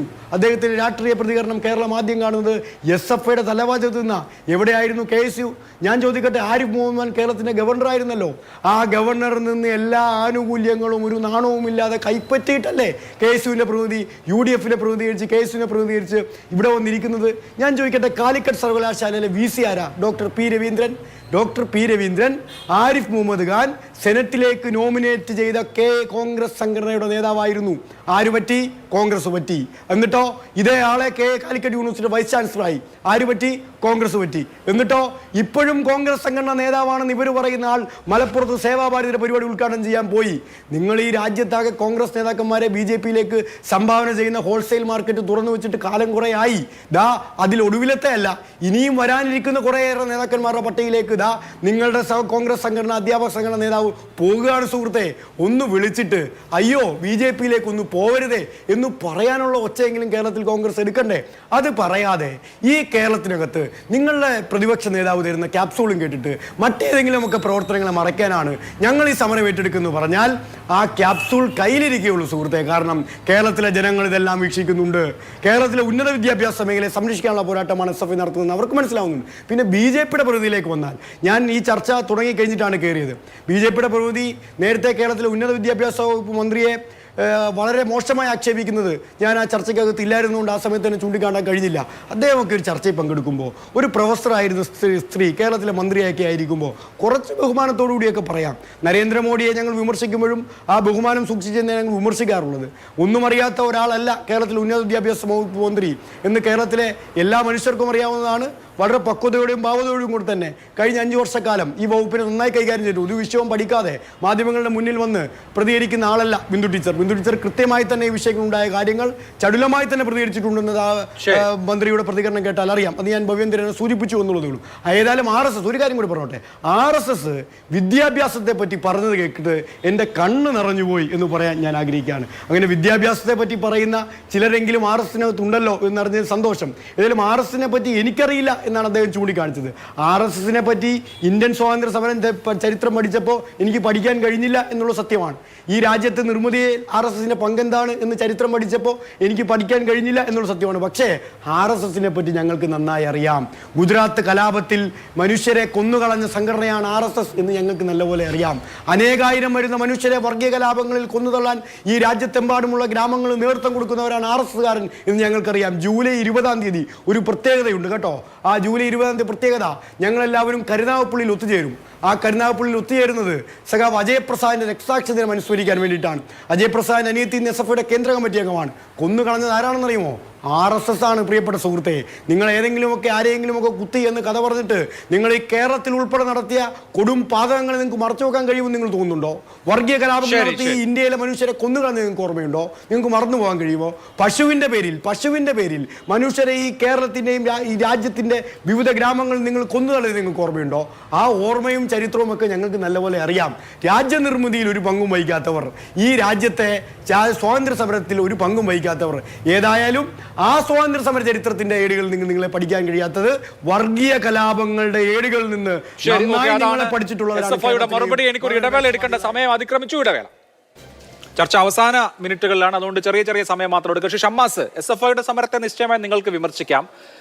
കേരളത്തിലെ സർവകലാശാലകളിൽ ഗവർണർ അത് മാനേജ് ചെയ്യുന്ന കാര്യങ്ങളിൽ സമരത്തിന് സാഹചര്യമുള്ള എന്തെങ്കിലും വിഷയങ്ങൾ ഉണ്ട് എന്ന് KSUവിന് തോന്നുന്നുണ്ടോ?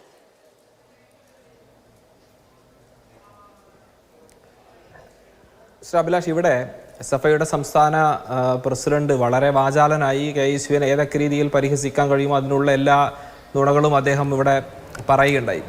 ഞാൻ വളരെ വിശദമായി തന്നെ അതിലേക്ക് മറുപടി പറഞ്ഞു പോകണമെന്ന് ആഗ്രഹിച്ചാണ്. പക്ഷേ സമയത്തിൻ്റെ പരിമിതി ഉണ്ട്. എന്നിരുന്നാൽ പോലും ഇവിടെ SFI സംസ്ഥാന പ്രസിഡന്റ് പറഞ്ഞു KSU ഈ പറഞ്ഞ വിഷയങ്ങളിലൊന്നുമില്ല.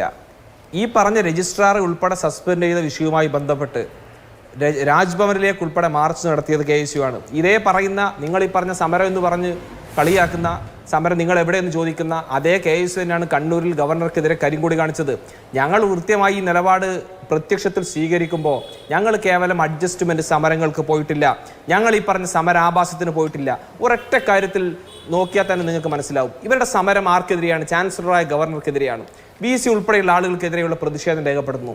കഴിഞ്ഞ ദിവസം കേരള സർവകലാശാലയിൽ ഇവർ VCയുടെ ചേംബറിനകത്ത് വരെ പോലീസുകാരൻ കൈ പിടിച്ച് കയറ്റിക്കൊണ്ടുപോയി. കേരളത്തിൽ ഈ പറഞ്ഞ തിരുവനന്തപുരം പോലൊരു തലസ്ഥാനത്ത് കേരള സർവകലാശാലയിൽ ഈ പറഞ്ഞ പോലീസുകാരൊക്കെ നിരന്നു നിൽക്കുന്ന സമയത്ത് ഈ പറഞ്ഞ SFIയുടെ സംസ്ഥാന പ്രസിഡന്റും സെക്രട്ടറിക്കും നേതാക്കന്മാർക്കും നൂറുകണക്കിന് ആളുകൾക്ക് സർവകലാശാലയുടെ ആസ്ഥാനത്തിനകത്തും VC-യുടെ ചേംബറിനടുത്തും എത്താൻ കഴിഞ്ഞു. കേരളത്തിലെ സർവകലാശാലകളിലൊക്കെ അങ്ങനെ സാധിച്ചു പോലീസിന്റെ അഡ്ജസ്റ്റ്മെന്റിൽ. എന്താ ഇന്ന് ഗവർണറുടെ മതിൽ ചാടിക്കിടക്കാൻ നിങ്ങൾക്ക് കഴിയാതിരുന്നത്? എന്താ ഈ പറഞ്ഞ പോലെ രാജ്ഭവന്റെ മതിൽ കാടിക്കിടക്കാൻ മുട്ടുകുറച്ചു പോയോ? നിങ്ങളുടെ കൃത്യമായ ആസൂത്രണവും അഡ്ജസ്റ്റ്മെന്റാണ്. പോലീസുകാർ നിങ്ങളെ കൈപിടിച്ച് കയറ്റുമ്പോൾ നിങ്ങൾ ഈ പറഞ്ഞ കുണുവാകളെ പോലെ സ്വീകരിച്ച് ആനയിച്ചു കൊണ്ടുപോകുമ്പോൾ ആ മക്കളെ കയറി എന്ന് പറഞ്ഞ് വിളിച്ചു കൊണ്ടുപോകുമ്പോൾ എന്തൊക്കെ തോന്നിവാസം കാണിച്ച് ഈ പറഞ്ഞ വിദ്യാർത്ഥികളുടെ ഫീസ് ഇനത്തിൽ ഉൾപ്പെടെ കേരളത്തിലെ സർവകലാശാലയിൽ വാങ്ങിക്കൂട്ടിയ ഉപകരണങ്ങൾ തല്ലിപ്പൊളിക്കുമ്പോൾ ലക്ഷക്കണക്കിന് രൂപയുടെ നാശനഷ്ടങ്ങൾ വരുത്തുമ്പോൾ എന്ത് വിദ്യാർത്ഥി പക്ഷ നിലപാടാണ് നിങ്ങൾ ഉയർത്തിപ്പിടിക്കുന്നത്? ഇവിടെയും വിദ്യാർത്ഥികൾ തന്നെയല്ലേ പ്രതിസന്ധിയിലാകുന്നത്? ഇവിടെയും സർട്ടിഫിക്കറ്റ് കീമിന്റെ വിഷയം ഉൾപ്പെടെ പറഞ്ഞു. വിദ്യാർത്ഥികൾക്ക് ആവശ്യമായ മറ്റ് സർട്ടിഫിക്കറ്റുകൾക്കും പ്രവേശനത്തിനും മറ്റ് ഉന്നത വിദ്യാഭ്യാസത്തിനും മറ്റ് പ്രവർത്തനങ്ങൾക്കുമായി അവരുടെ ആവശ്യങ്ങൾക്ക് സർവകലാശാലകളിൽ നിന്ന് ലഭിക്കേണ്ട സർട്ടിഫിക്കറ്റുകൾ ഉൾപ്പെടെ മുടങ്ങിക്കിടക്കുന്നു. അവിടെ ഒപ്പിടാൻ വേണ്ടി പറ്റുന്നില്ല. മറ്റ് നിർദ്ദേശങ്ങൾ കൊടുക്കാൻ ആളില്ല. വിദ്യാർത്ഥികൾക്കൊന്ന് അന്വേഷിക്കാൻ സർവകലാശാലയിൽ കയറി ചെല്ലാൻ പോലും കഴിയാത്ത രീതിയിലേക്ക് കേരളത്തിലെ സർവകലാശാലകളെ ഈ സമരാഭാസത്തിന്റെ പേരിൽ കുട്ടിക്കുരങ്ങന്മാരെ പോലെ ശ്യാമിനും പെട്ടെന്ന് പ്രതികരിക്കാം. എനിക്ക് സമയത്തിന്റെ ചുരുക്കമുണ്ട്.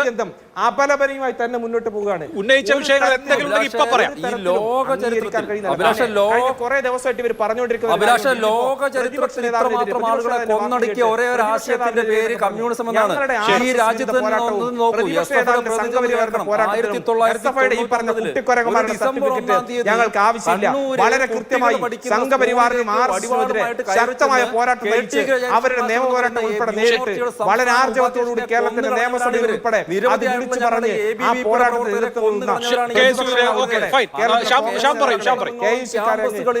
രാഷ്ട്രീയ കൊലപാതകങ്ങൾ കൊലപാതകങ്ങളുടെ പ്രസ്ഥാനമാണ് കേരളത്തിലെ BJP-യും കേരളത്തിലെ കോൺഗ്രസും ഇവർ നടത്തിയ രാഷ്ട്രീയ കൊലപാതകങ്ങൾ ഈ ലോകത്തിൽ തന്നെ ഈ രാജ്യത്ത് അതുകൊണ്ട് തന്നെ ആദ്യം ആ ചരിത്രം പഠിക്കണം. കേരളത്തിൽ ഇല്ലാതാക്കിയിട്ടുള്ള തലവെട്ടിക്കളഞ്ഞിട്ടുള്ള ഇതര രാഷ്ട്രീയ നേതാക്കന്മാരെ ഈ SFI നേതാവ് പഠിക്കട്ടെ.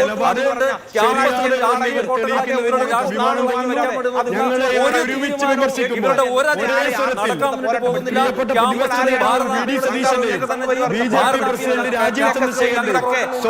ക്യാമ്പസിൽ ഇവർക്ക് എന്താണ് ആരെങ്കിലും ഒരാള് പറഞ്ഞാൽ കേൾക്കാം ബാക്കിയുള്ള കാര്യങ്ങൾ. മെക്കിട്ട് കയറാൻ വരുന്ന ശരി ശരി ശരി സംഘടന പോലും ശരി ശരി സമയം അവസാനിച്ചു. എന്തായാലും യൂണിവേഴ്സിറ്റികൾ ഇതുപോലെ സമര കലുഷിതമാവുന്നെങ്കിൽ നമുക്ക് വീണ്ടും ഇരിക്കാം. വളരെ നന്ദി 4 പേർക്കും. സൂപ്പർ പ്രൈം ടൈം അവസാനിച്ചു. നമസ്കാരം.